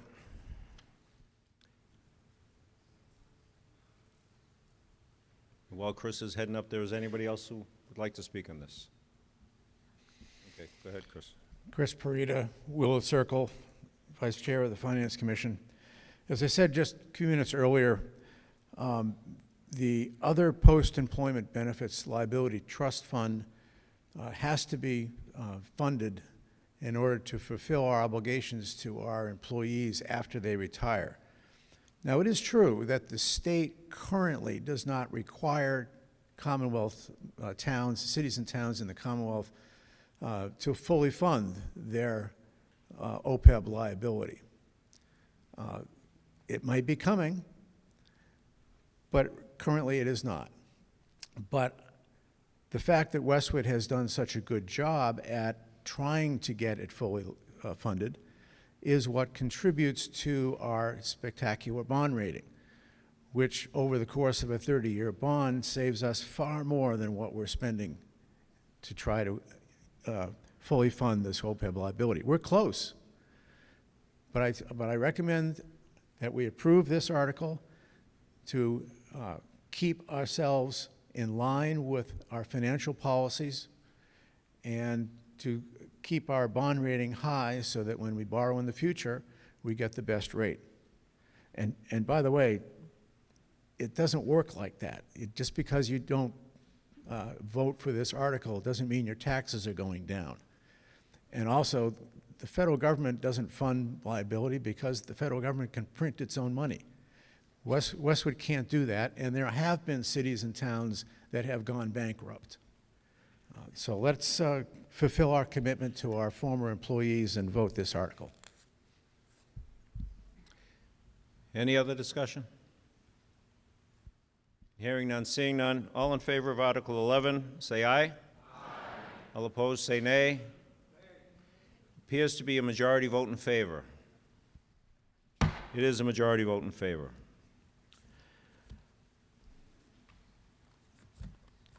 Article 12 is to see if the town will vote to appropriate a sum of money to pay costs of purchasing and equipping a new ladder truck as a replacement for the fire department's ladder 1, including the payment of all costs incidental and related thereto, to determine whether this appropriation shall be raised by borrowing, transfer from available funds, or otherwise provided, or to take any other action relative thereto. Comes before you on the motion of the Finance and Warrant Commission that the town so vote, and this requires a 2/3 vote. Is there any discussion on Article 12? Oh, okay. Going over here on the left. Testing. Hi, I'm Jane Singh, 34 Salisbury Drive, and I would just like to say regarding this article that I would like to support whatever the emergency responders in town need that they get, because we as the residents expect them to respond to us in times of need, and they have always been there for my family. So if the leadership determines that they need a fire ladder truck, then I think that we should absolutely support it. And I think that we should, as residents of this town, support whatever the emergency responders need to make sure that they can arrive to our homes in a timely manner. Thank you. Is there any other discussion? Hearing none, seeing none. All in favor of Article 12, say aye. Aye. Opposed, say nay.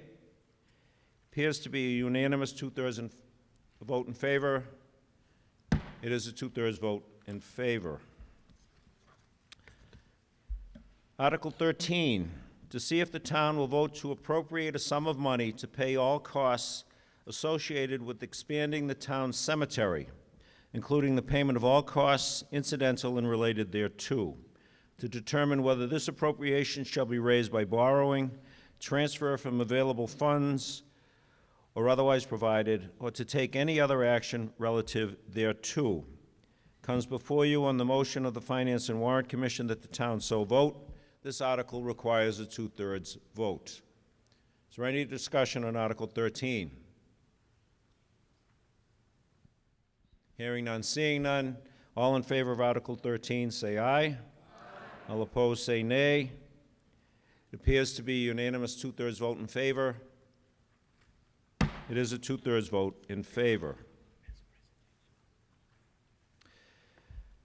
Article 14, we have a video presentation on this, but let me just read it quickly to see if the town will vote or transfer from care, custody, and control of the Select Board a certain parcel of land known as 47 Willard Circle, containing 0.17 acreage of land with structures thereon, recorded at the Norfolk Registry of Deeds, November 7, 2014, in Plan Book 32680 at page 287, for the purpose of sale in accordance with the town charter and bylaws and state procurement statute, Massachusetts General Laws, Chapter 30B, all pursuant to Chapter 40 of the Massachusetts General Laws, or to take any other action relative thereto.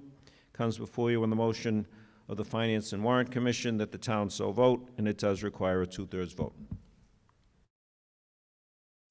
We are seeking permission to dispose of the property at 47 Willard Circle, which was acquired via tax taking. Currently, the property owes just over $84,000 in back taxes. The property is assessed at $616,900. We are in the process of getting an appraised value for the property. We are seeking to dispose of this via Mass General Law, Chapter 40, the state procurement law, which will allow us to do an RFP. The initial $84,000 will go to the back tax bill, and anything we get over that will go to the general fund.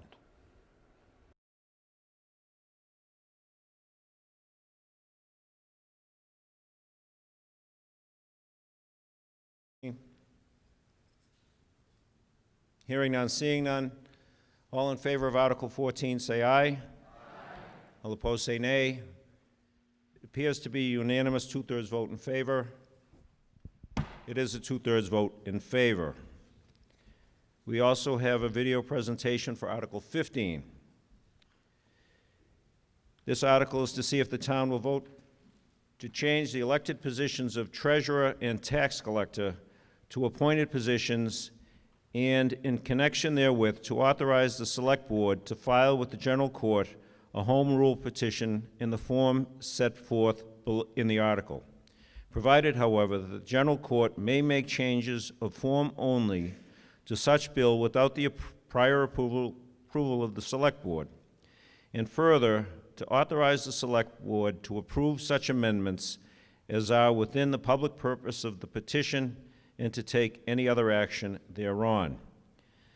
Comes before you on the motion of the Finance and Warrant Commission that the town so vote, and it requires a 2/3 vote because it's an amendment to the charter. As a community, we are required per our town charter to review the charter every 10 years. So in March of 2022, we appointed a charter review committee comprised of 5 voting members and 2 ex officio members. The 5 voting members were Paul Fitzgerald, co-chair, Peter Cahill, co-chair, Nancy Hyde, John Loughnane, and Dottie Powers, with Town Administrator Chris Coleman and Town Council Patrick Ahern serving as ex officio members. The committee met numerous times over the ensuing 9 months, meeting with stakeholders, external experts, as well as receiving public input. The committee felt that this article related to converting the positions of treasurer and tax collector from elected to appointed positions warranted being brought before the town this year.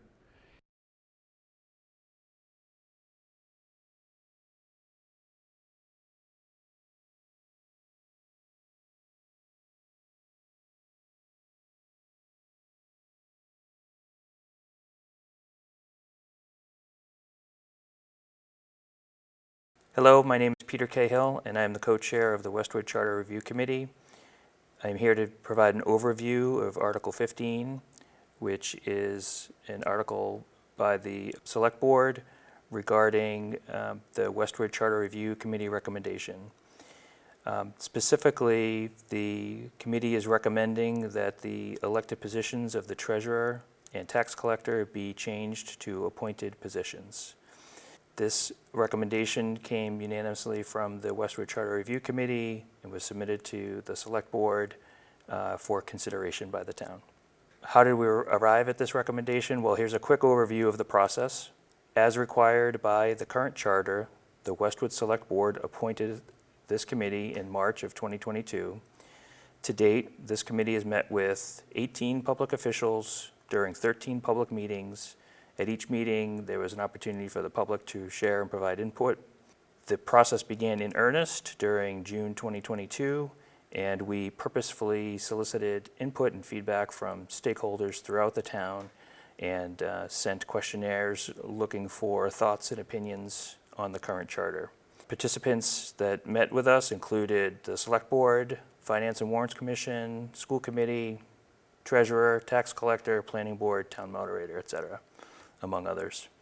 We've received feedback and thoughts on the entire charter at this point, and we are considering that. But what happened immediately when we began soliciting opinions is that the broad selection of the stakeholders were urging us to consider adjusting the roles of treasurer and tax collector from elected and having them appointed instead. To be clear, this is not as a result of any actions by current or past persons in those roles of treasurer and tax collector. In fact, the town has been blessed with extraordinary volunteers that have put themselves up for election and were elected and provided their services with exemplary skill. But the duties and the responsibilities of these roles have evolved from modest clerical and administrative functions to ones that require significant professional expertise. And what's clear is that the town is taking a risk that someone that is qualified with these financial skills runs and wins these elected offices. If individuals without these contemporary finance skills were to be elected, the potential adverse consequences to our town finances cannot be overstated. Minimizing potential liability is a priority in an area where the municipal, state, and local finance laws have become ever more complicated, and the town's finances are subject to strict requirements of the bond rating agencies. If town meeting supports this article, there will still be additional process required that would involve the Massachusetts legislature approving the town's decision. The hope would be that by the time we get to 2024, the town would be able to appoint these positions. This image here reflects the split amongst cities and towns in Massachusetts as to who still has elected treasurer and finance collector and which towns have these positions appointed. Right now, Westwood is in the small minority of towns in the red wedge that still have these positions as elected. Overwhelmingly, cities and towns over these past several years have moved to adjust their charter documents to provide for these positions to be appointed. We do believe the time is right to act now for this adjustment. The most recently elected treasurer did step down voluntarily in October of 2022 after many years of excellent service, and there is an interim treasurer for that term that would expire 2024, which of course the board could extend that, but it is an interim position. One question that has come up in response to our proposal as it has moved through the process in front of the Select Board and the Finance and Warrant Commission is, what will this cost? At this point, it is difficult to say with precision what it would cost because there are multiple paths towards implementation.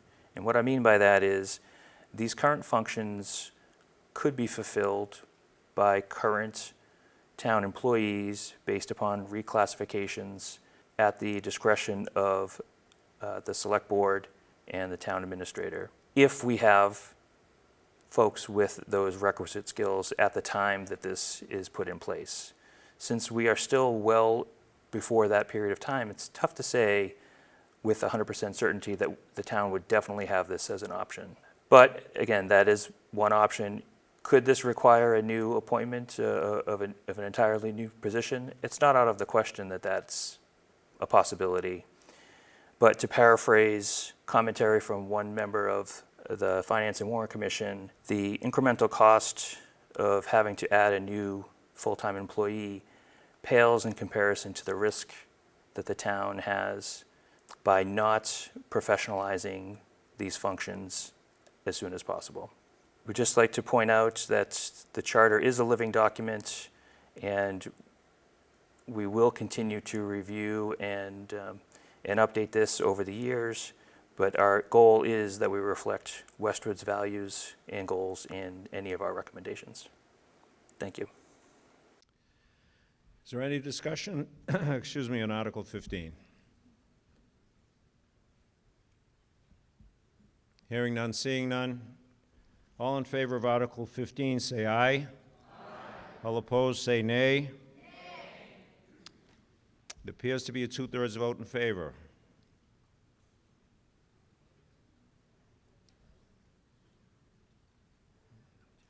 It is a 2/3 vote in favor. That concludes the Select Board articles. We now proceed on to the Planning Board articles. That requires a report by the Planning Board. So Chairman Pfaff is going to give that to us. Thank you, Mr. Pfaff.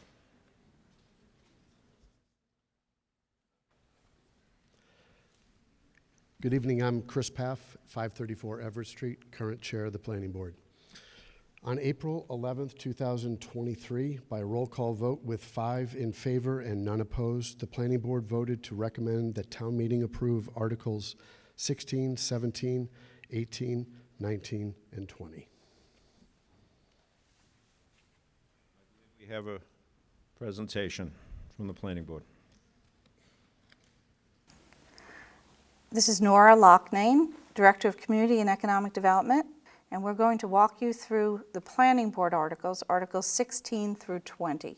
The first article, Article 16, proposes amendments to the zoning bylaw related to earth material movement. This article would make changes to the earth material movement section, Section 4.1.6 and Section 4.3.2 of the zoning bylaw.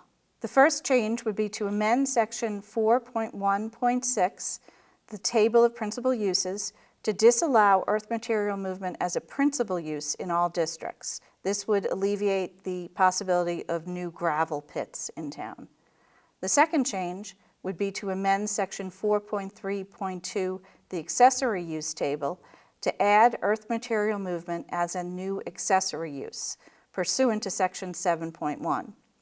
And the third part of this article would amend Section 7.1, the Earth Material Movement section of the zoning bylaw, to change all references in that section from the planning board to the town planner. What this would do is allow for approval of earth material movement applications as administrative applications rather than applications that would require a special hearing before the planning board.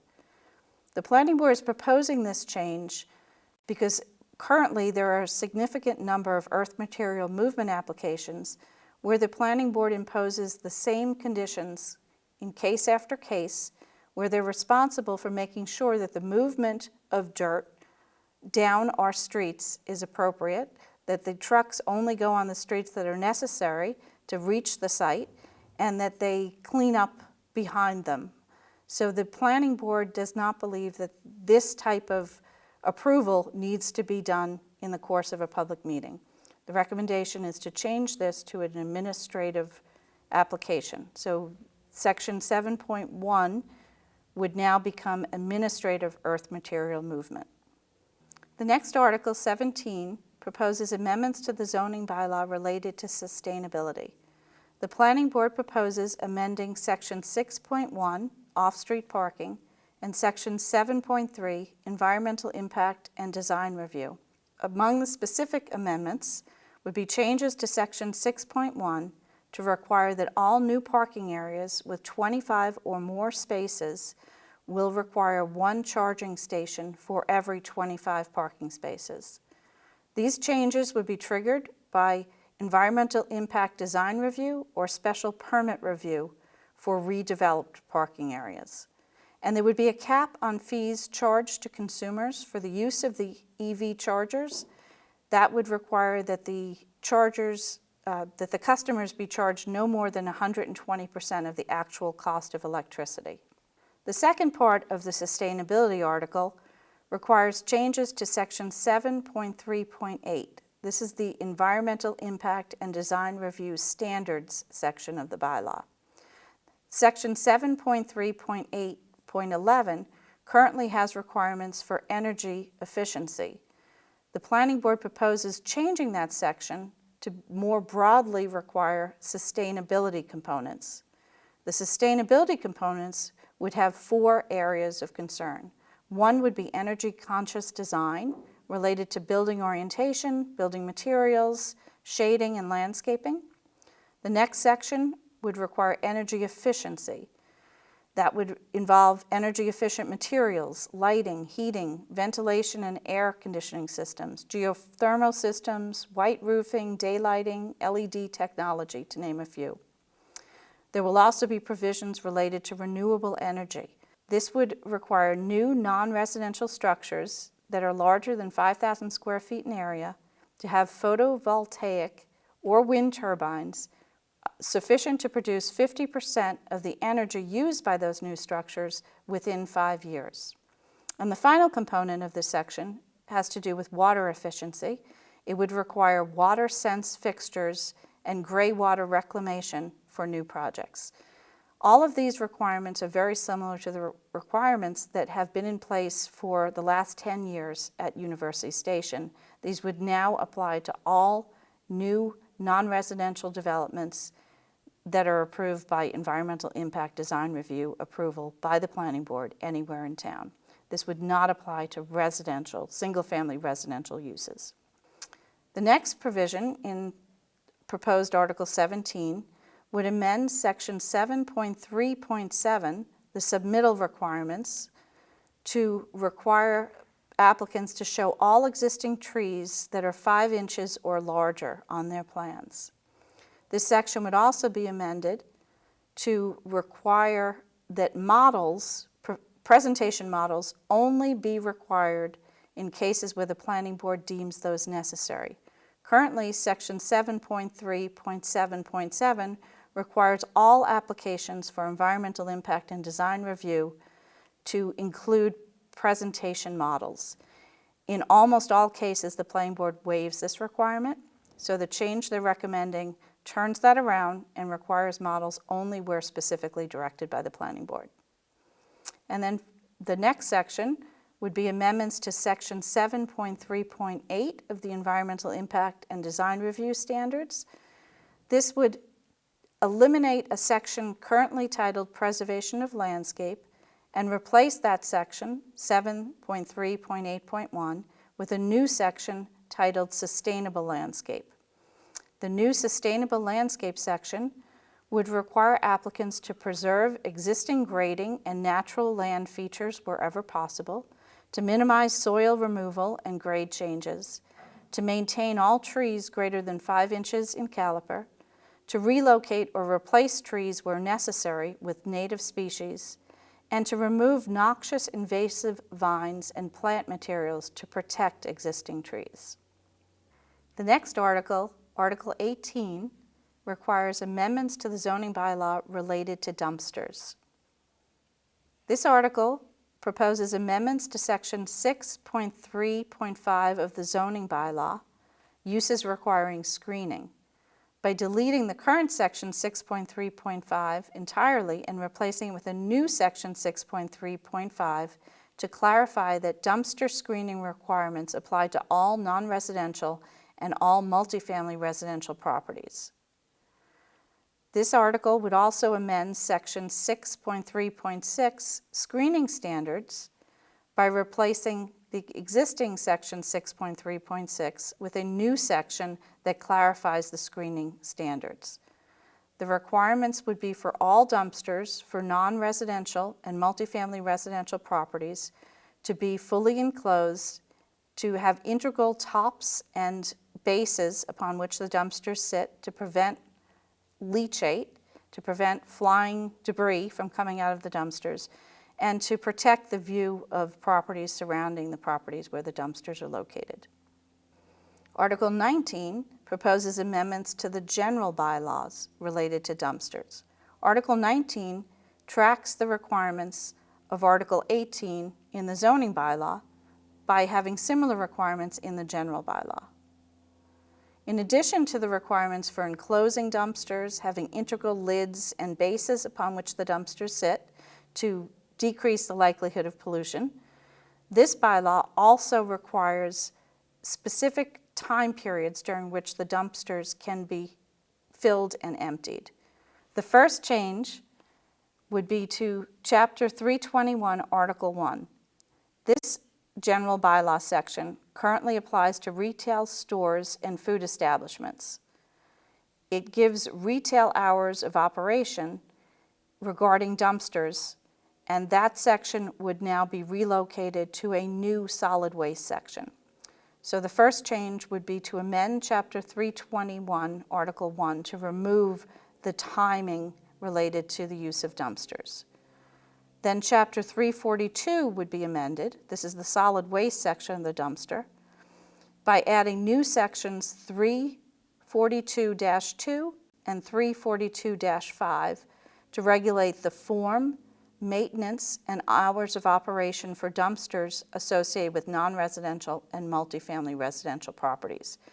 These sections would require that new and existing dumpsters not be emptied between the hours of midnight and 6 a.m., regardless of whether it's a new dumpster or an existing dumpster, and regardless as to whether it's a retail store or some other use.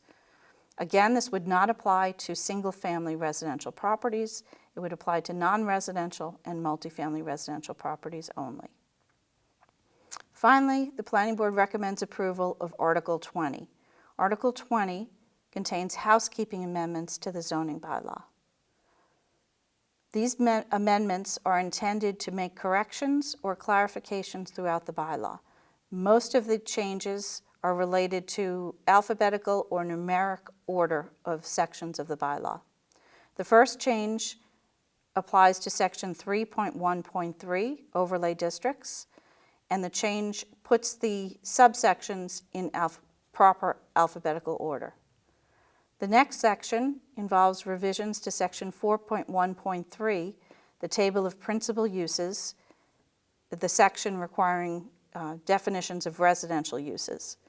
The proposed change would delete Section 4.1.3.4 titled Senior Residential Development per Section 8.3. This is a section that was removed years ago but has remained in the table. The Planning Board proposes to remove Section 4.1.3.4 from the table of principal uses and renumber subsequent sections as appropriate.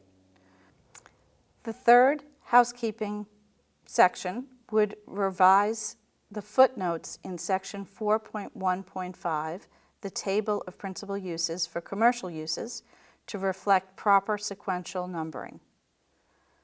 The fourth housekeeping section would revise footnotes in Section 4.1.7, table of principal uses related to other uses, to also reflect proper sequential numbering.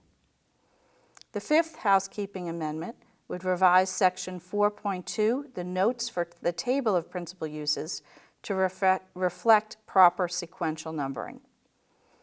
The sixth housekeeping amendment would revise certain footnotes in Section 4.3.2, the accessory use table, for accessory uses in all districts to reflect proper sequential numbering. The seventh housekeeping article would revise footnotes in Section 4.3.5, the accessory use table pertaining to accessory uses in industrial, highway business, and ARO districts, again to reflect proper sequential numbering.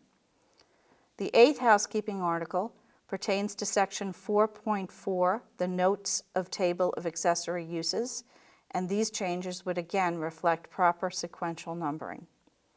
The ninth housekeeping amendment pertains to Section 6.1.3, the table of parking requirements for residential uses. The Planning Board proposes deleting Section 6.1.3.4 pertaining to senior residential development per Section 8.3. As noted above, Section 8.3, senior residential development, was removed from the zoning bylaw years ago, and this would clean up the table of parking requirements to also remove the reference to senior residential development. The 10th housekeeping amendment section would revise Section 6.2, signs, to correct numbering in Section 6.2.10.5 pertaining to video media display. The 11th housekeeping article would revise Section 9.5.9, the flexible multiple use overlay district alternative dimensions, to replace an incorrect reference number in Section 9.5.9.6. And finally, the 12th and last housekeeping amendment would repeat language pertaining to lots which lie partially within Westwood and partially within another abutting municipality in Section 4.1.1. It would repeat that same language in Section 3.6, titled Lots in Two Municipalities. Those 12 sections of housekeeping amendments would all be covered in this article. All of them are related to clarifications and corrections in the bylaw. This is Nora. Thank you to the lawyers and librarians that prepared that article. Article 16, to see if the town will vote to approve certain amendments to the Westwood zoning bylaw related to earth material movement by amending Section 4.1.6, titled Principal Use Table, Industrial Uses, Section 4.3.2, Accessory Use Table, Accessory Uses in All Districts, and Section 7.1, Earth Material Movement, as set forth in the article. It comes before you on the motion of the Finance and Warrant Commission that the town so vote. This article requires a 2/3 vote. Is there any discussion on Article 16? I see Mr. Becker over here on the left. Is anyone else?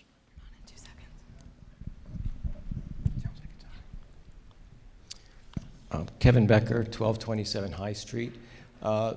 This article, at first glance looks like it's just a slight move from something that the planning board would approve to something that becomes an administrative approval. But some of you may remember 15 years ago, there was a proposal to put 150 homes on what is now Sen Key. And part of, I was a neighbor to that, and part of what the neighbors brought to the planning board as part of our efforts to include the oversight was the earth movement issues. We had someone on our team who was an engineer, and he estimated the size of the trucks that would be needed to move the amount of rock that would be needed to create the driveways and so forth. It was no small matter. And in fact, this article, although it looks kind of minor, what it does is it adds subdivisions to simply an administrative approval in regards to earth movement. So rather than for the developer going to the planning board and making the case about how they're going to move the earth and how they're going to do it carefully, and it's not going to disrupt your house and it's not going to disrupt your street, all they would have to do is fill out the forms and get an administrative approval. That takes the neighbors out of the process when earth movement for subdivisions turns out to be quite a substantial piece of any subdivision project. So I would encourage you to vote this down and to have the planning board rethink how this might work. There are exceptions for residents who want to do work around their homes. This would not affect them. There are protections for them already in place. What this does is it reduces costs. As you see, the FinCom says this reduces costs, but it reduces costs for the developer, not for the residents or anybody who may be impacted by that kind of work. So I would encourage you to vote against this. Which number? It's Ms. this was Loughlin, Article you gonna 16. speak? That was Article 16, rather. Did we have somebody else? So if I could just respond to those remarks. Back when that subdivision was proposed, there was a planning board application for subdivision required, and the planning board discussed the application for subdivision. That does not change. If anyone proposes a subdivision, the planning board would still review it under its subdivision regulations. In addition, we have a new bylaw that we've had for, I think, about 4 years now that we didn't have back in those days. That's our stormwater management bylaw. Under the stormwater management bylaw, any change to a property, any disturbance of land between 5,000 square feet and a half acre is reviewed by the conservation agent, and any disturbance to land over half an acre goes to the Conservation Commission for a thorough review of the effect on that property as well as the neighboring properties.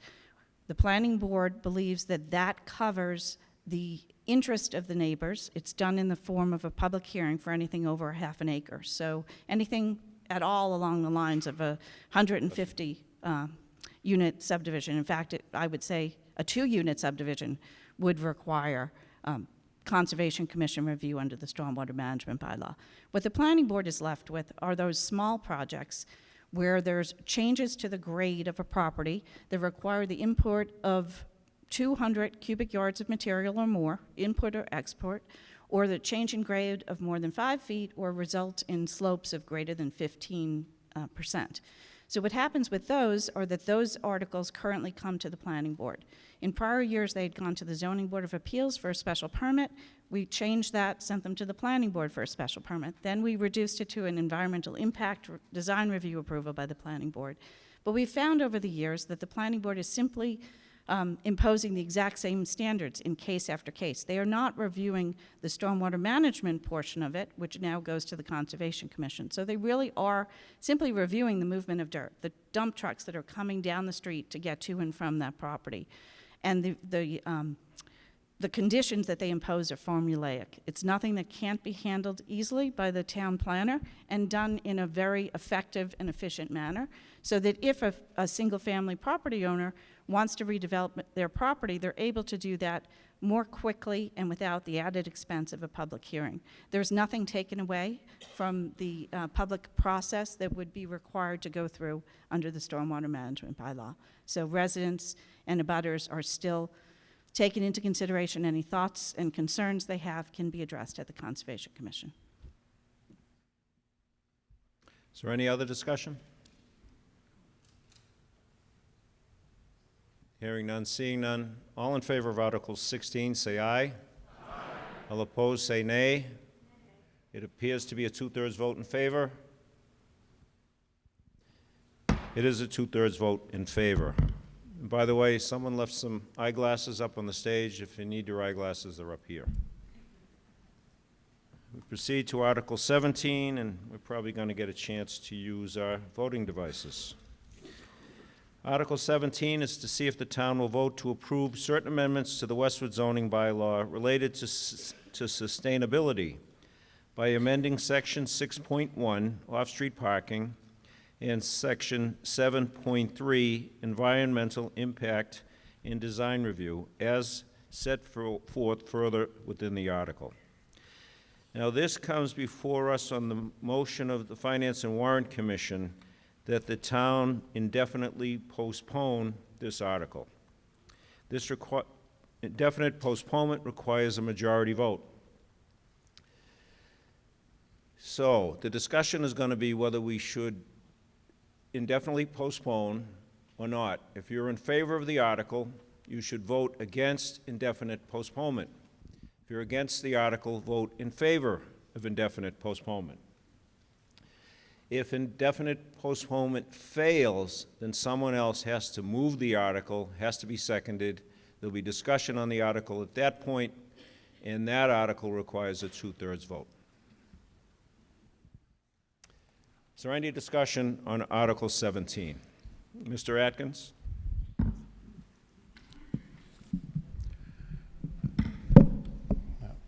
David Atkins, 783 High Street. So I support this article, and I urge that we vote no on indefinite postponement.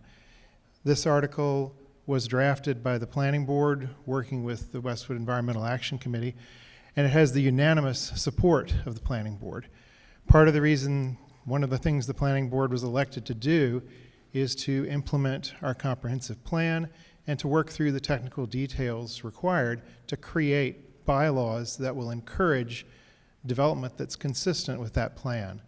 And so I really believe that they've put in the hard work here to create these relatively minor changes to the bylaws, which will make it much easier to apply review that will promote more sustainable activity. So I urge that we consider discussing this now and that we don't simply sort of veto it with the indefinite postponement.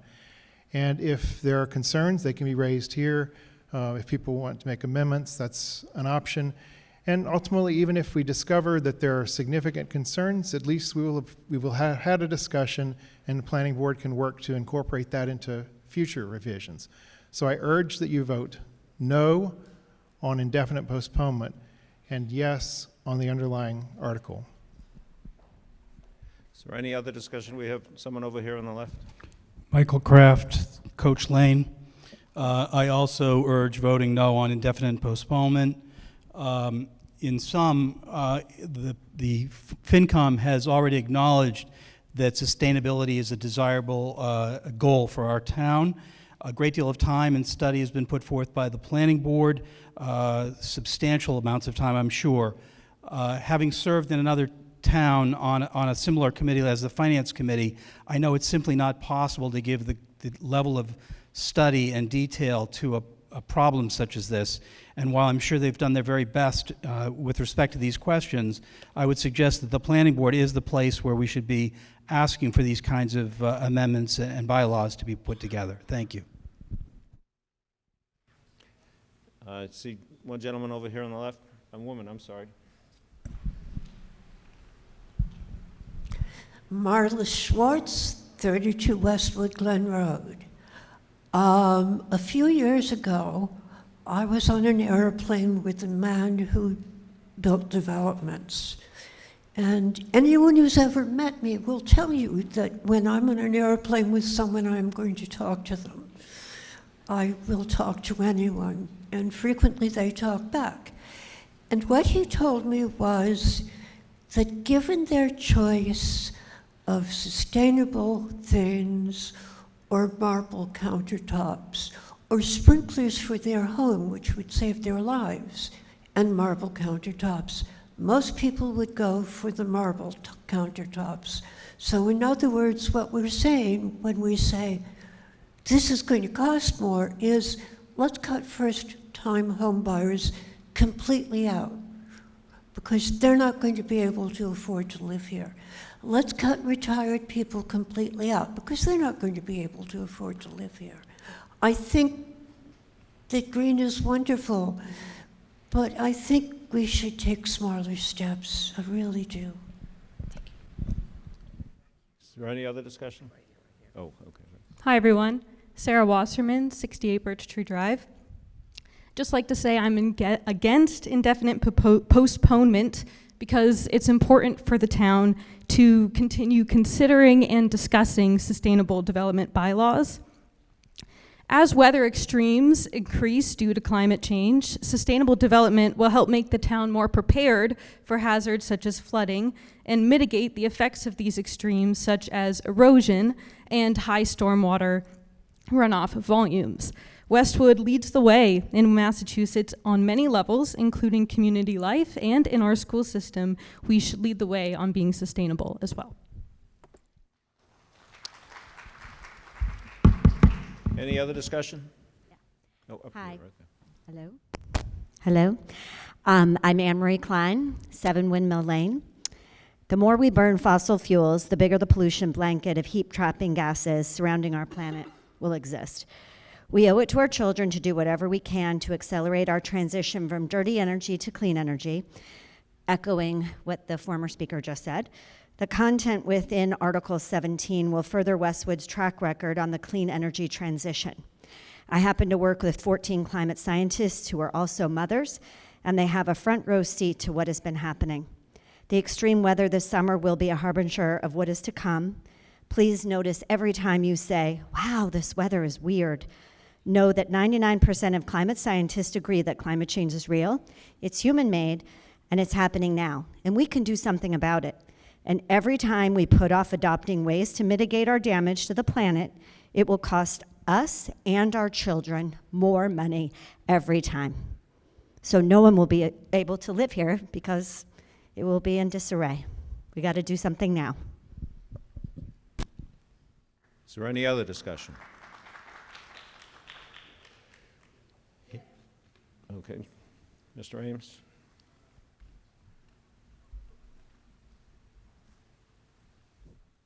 Josh Ames, 52 Greenacre Road. Firstly, I want to recognize the concerns of some people that development will go up in price. That being said, you know, our split tax base and our continued commercial development is vital to our town, ensuring that our taxes stay reasonable, services stay funded, and our town grows in vibrancy and desirability. We cannot forego, though, the moral imperative in the regulatory push nationwide and locally to build a more resilient and sustainable future. Voting for indefinite postponement is a vote against Westwood taking action on the front of sustainability and cedes power to developers instead of our residents. Modifications to zoning bylaws under Article 17 are intended to shift the power dynamics for new developments. These requirements are completely waivable as deemed appropriate by the planning board in cases of hardship or technical infeasibility. It merely sets the core expectations for developments. Every planning board meeting, concerned citizens ask why we aren't requiring solar panels, tree replacements, or other sustainable design features. The reality is that we can't under our current zoning bylaws. These amendments give the town the enhanced ability to require such measures as appropriate. Number two, these article changes would meet commitments under the Westwood Comprehensive Plan. Number three, align with expectations under the Infrastructure Investment and Jobs Act, the Inflation Reduction Act, the Mass Clean Energy and Climate Plan. Number four, align with our peer municipalities regarding actionable sustainability requirements. For example, Lexington, Wellesley, Newton. Mr. Ames, try to keep to indefinite postponement. If indefinite postponement fails, then we can discuss the merits of the article. Sure. Please. Please vote against indefinite postponement and let the voters decide on the implementation of sustainability. Is there any other discussion? Okay. There is a motion to move the question. That goes to immediate vote. That requires a 2/3 vote. All in favor of moving the question, say aye. Aye. All opposed, say nay. Appears to be a 2/3 vote in favor. It is a 2/3 vote in favor. Now we're going to use the voting devices. So if you are in favor of indefinite postponement, you're going to press 1A. If you're against indefinite postponement, would like to discuss the article, press 2B. Voting is now open.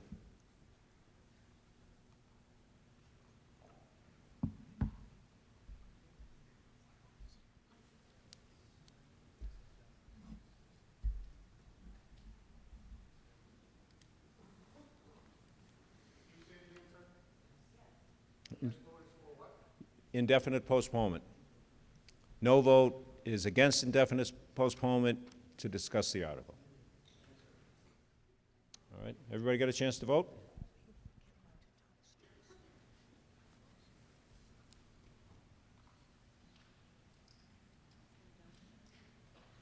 We done? Everybody's voted?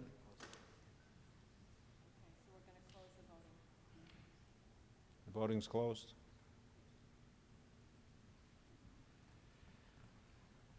Indefinite postponement has failed, so we'll now, is there a motion to move the article? Is there a second?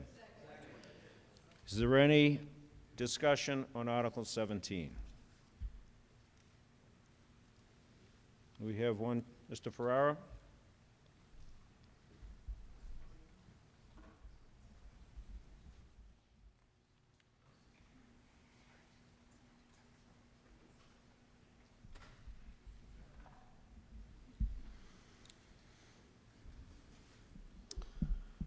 Jim Ferraro, 130 Phillips Brooks Road.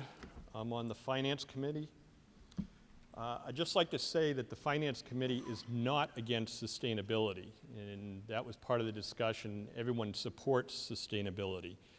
The issues that came up at Finance Committee was that there were many articles that lacked purpose or definition, and that's what concerned the Finance Committee. For example, 6.1.23 required certain number of recharging stations at establishments. This didn't consider convenience stores or other establishments that you'd be running in and running out of. People would just be taking up a parking spot without purpose. There also came to an issue of people that were coming there just to park their car to recharge. And without any limitation, it would take up the spot for the establishment. Section 7.3.81 wanted to prevent the adverse effects of consumption on neighboring structures. However, there was no definition of adverse effects on the consumption of neighboring businesses. We felt that this would be subjective, and a neighboring structure could uphold a new development. Section 7.3.811 talked about creating renewable resources, but exempted multi-use residential dwellings. Last year, the town meeting voted to approve 102 units at the Tumble Bus area in the corner of Washington and Everett Street. And we didn't think that it would be appropriate to exempt anything. If we were going to look for sustainability, everyone should be included. And then finally, all these requirements instilled additional sustainability benefits on the new development, but yet it was required that the developer propose an analysis to show how the sustainability affected the project. Well, it was kind of running hand in hand. If you had to improve the sustainability, then running the analysis seemed redundant and not cost effective for the developer. All these things combined gave the Finance Committee a little question to step back, let's get it right, instead of randomly running out these sustainability arguments, perhaps chasing business away and not getting anything accomplished. Again, we are in favor of sustainability. We would like to see these just narrowly tailored or a little fine-tuned, and then I think we can move forward from there. But at this stage, where they're written now, we don't believe that they should go forward. Is there any other discussion? Okay, this gentleman right here in the middle, and then Ms. Loughnane.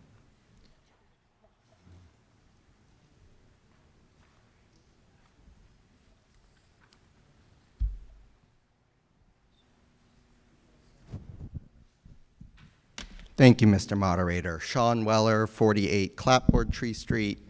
I am also a member of the Finance and Warrant Commission. I was one of 4 members who voted against indefinite postponement, or the recommendation for indefinite postponement. And I wanted to briefly represent, I think, hopefully do justice to the views of the minority view, but certainly make a personal point as well.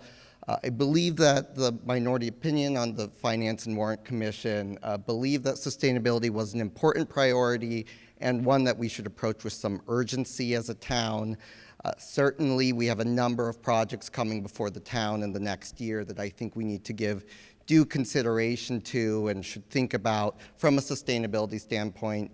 I personally made a comment at the Finance and Warrant Committee's final public hearing that I come from a generation that I think views sustainability as a very important priority.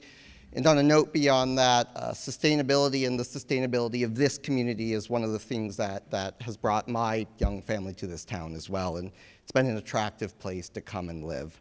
One final note, I think we viewed that the planning board, and Nora here as well, has put a lot of time and effort into developing a bylaw that at least I viewed to be relatively well benchmarked against what other towns have proposed and what other towns have passed. So I certainly welcome comments from Nora and from the planning board to provide some further context. Thank you. Thank you. We're going to have Ms. Loughnane next, person up here at the break after her, and then Mr. Atkins there.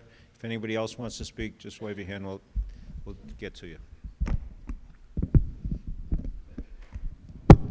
Thank you. Nora Loughnane, Director of Community and Economic Development and a resident of 74 Sterling Road.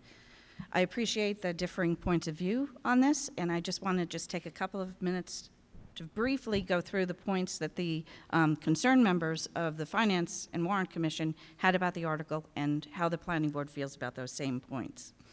So first was the concern that this would apply to any business and that it would apply to businesses that might not have a large number of parking spaces that are used for a lengthy period of time. I think a convenience store was mentioned as a possible use.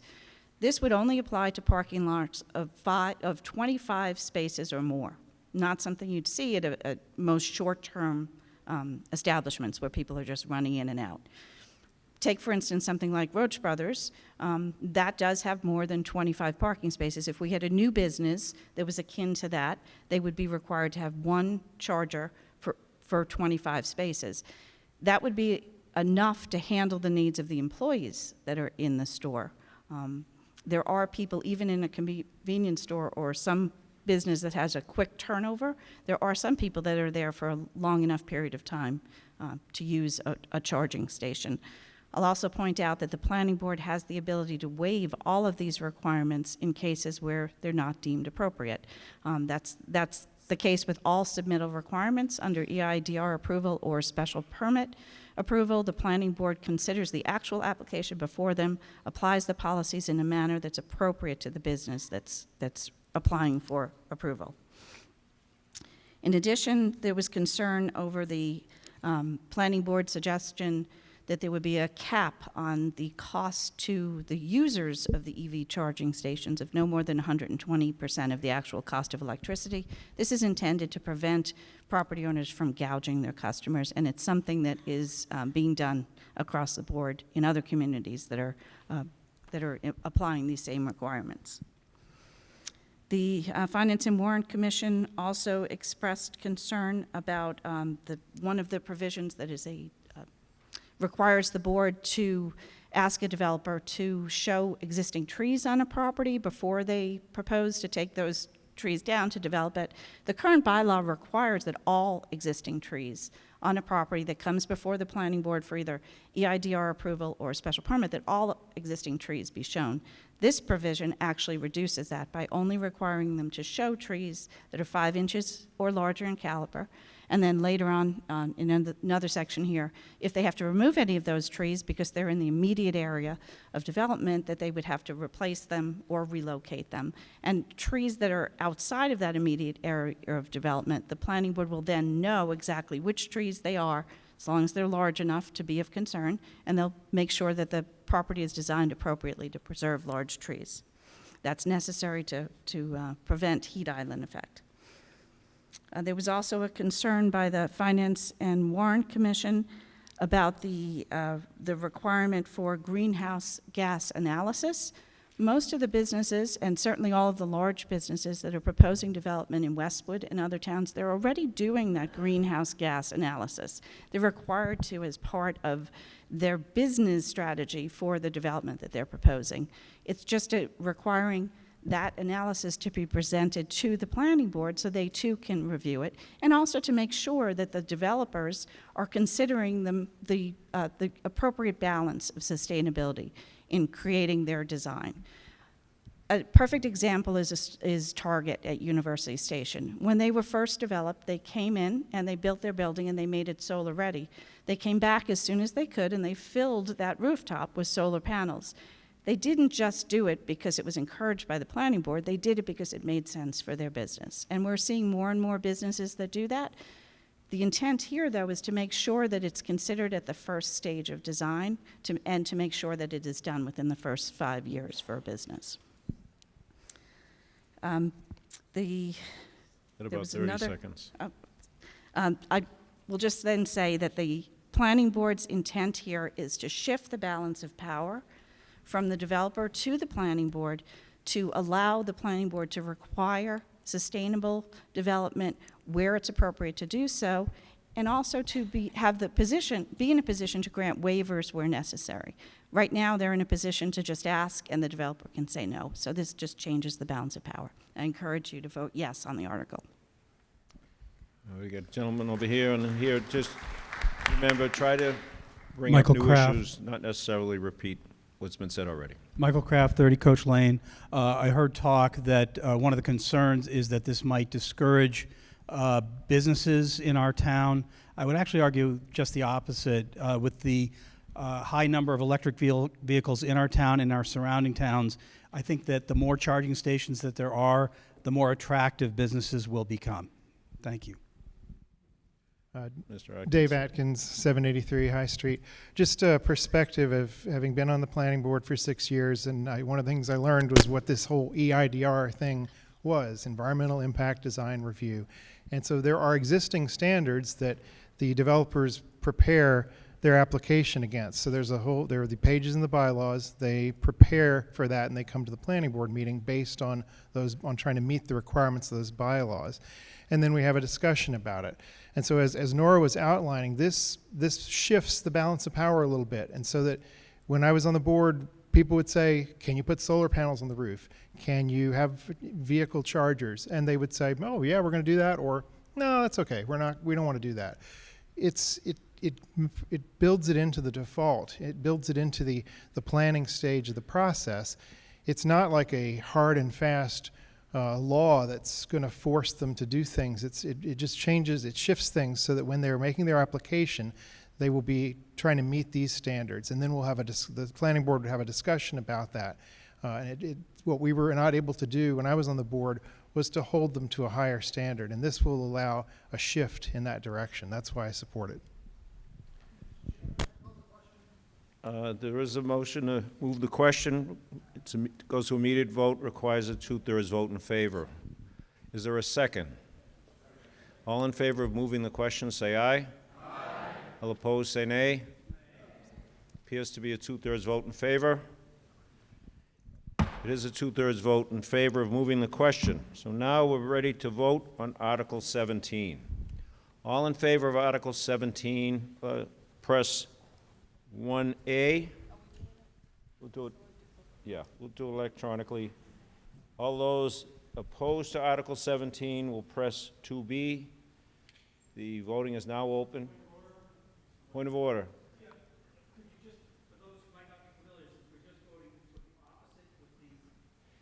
If you're in favor of the planning board article, vote 1A. If you're opposed to the planning board article, vote 2B. Is that clear enough? Voting is now open.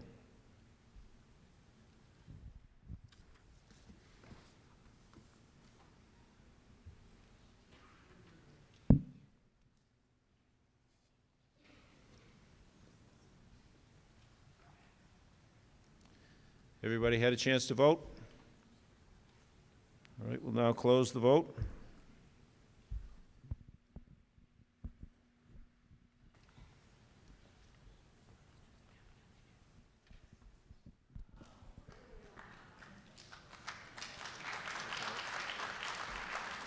It is a 2/3 vote in favor. 109 to 42.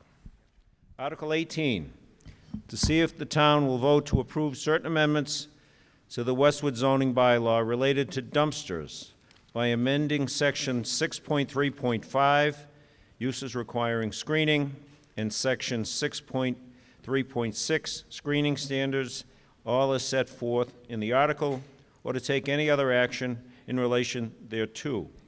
Comes before you on the motion of the Finance and Warrant Commission that the town so vote. This article requires a 2/3 vote. Discussion, Mr. Kraft. Thank you. Michael Kraft, 30 Coach Lane. My only question is with respect to the screening requirements for the dumpsters, or for any of the requirements actually, to the extent that these apply to nonprofit or religious institutions, would those go into effect immediately, or would those be grandfathered in? If they wouldn't be grandfathered, if they would go into effect immediately, I would propose an amendment that the section be amended to exempt from this bylaw the nonprofit and religious institutions. And in support of that, as somebody who happens to serve on a board of trustees for one of our religious institutions, I know that budgets are extremely tight, and everybody does their best to try to maintain their dumpsters as best they possibly can, but to impose another financial obligation on those institutions, I think, would be an error. Thank you. Is there any other discussion? Over here with Emma. Marla Schwartz again, 32 Westwood Glen Road. For those of you who don't know, Westwood Glen is an apartment complex. We have dumpsters. When I moved in, we had dumpsters. That was 20 years ago. I knew when I moved in that they had dumpsters. I could see them. I will admit that they're not the most beautiful things in the world, but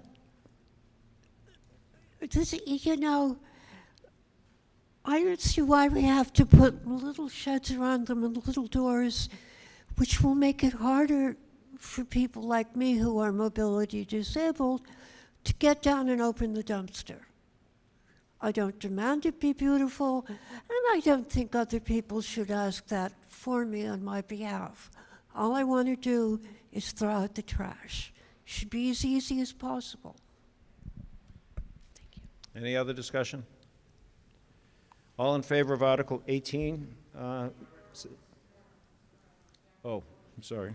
Just a very quick clarification. The zoning article that we're voting on right now applies to new dumpsters or to properties that are going before the planning board for site plan review approval or special permit that have dumpsters on the site. So if there's a property in town, such as a nonprofit facility that doesn't have a reason to go before the planning board to ask for permission on a project to expand or redevelop the area, this article would not apply to them.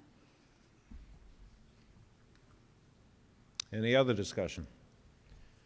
All in favor of Article 18, say aye. Aye. All opposed, say nay. It appears to be a 2/3 vote in favor. It is a 2/3 vote in favor. Article 19 is to see if the town will vote to approve certain amendments to the Town of Westwood General Bylaw related to dumpsters by amending Chapter 321, Retail Stores and Food Establishments, and Chapter 342, Solid Waste, all as set forth in the article, or to take any other action in relation thereto, comes before you on the motion of the Finance and Warrant Commission that the town so vote. This article requires a 2/3 vote in favor. Is there any discussion on Article 19? Over here, Mr. Kelly. Hi, a couple of comments on dumpsters, especially on the hours, with Islington and... I'm sorry, could you just state your name? I'm sorry, Paul Kelly, 107 Willard Circle.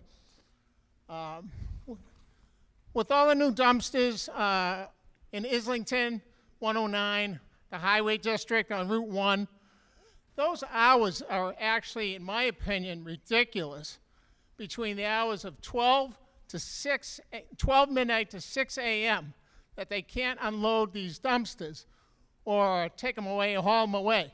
They're very, very loud. They echo like anything. If they're going to be in the center of Islington, those hours have to be a lot less on pickup time, in my estimation, just because I live near one, and 4:30 in the morning, bang, bang, it wakes you up. We have more dumpsters. I just think the hours should be looked at and shortened up. Thank you. Is there any other discussion? Hearing none, seeing none. All in favor of Article 19, say aye. Aye. Opposed, say nay. It appears to be a 2/3 vote in favor. It is a 2/3 vote in favor. Article 19, to see if the town will vote to approve certain housekeeping amendments to various sections of the Westwood zoning bylaw and/or official zoning map, as may be necessary to correct errors or inconsistencies and to clarify such sections, all as set forth in the article, or to take any other action in relation thereto. This comes before you on the motion of the Finance and Warrant Commission that the town so vote.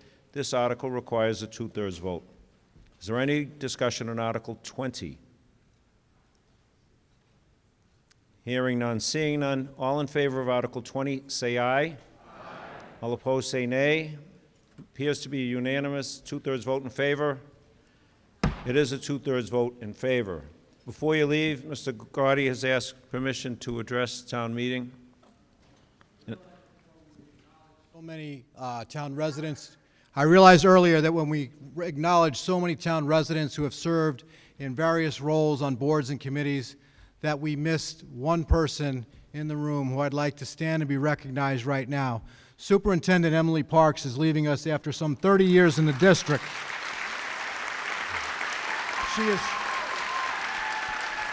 She has been a steward for our schools in keeping our schools among some of the best in the Commonwealth, and the Commonwealth is the top in the country.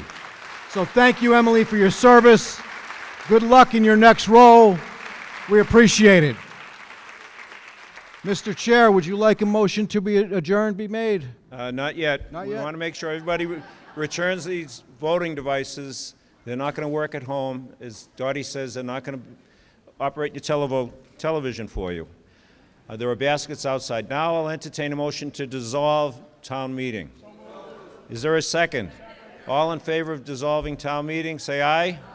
All opposed, say nay. I'm in doubt. No. Meeting's dissolved.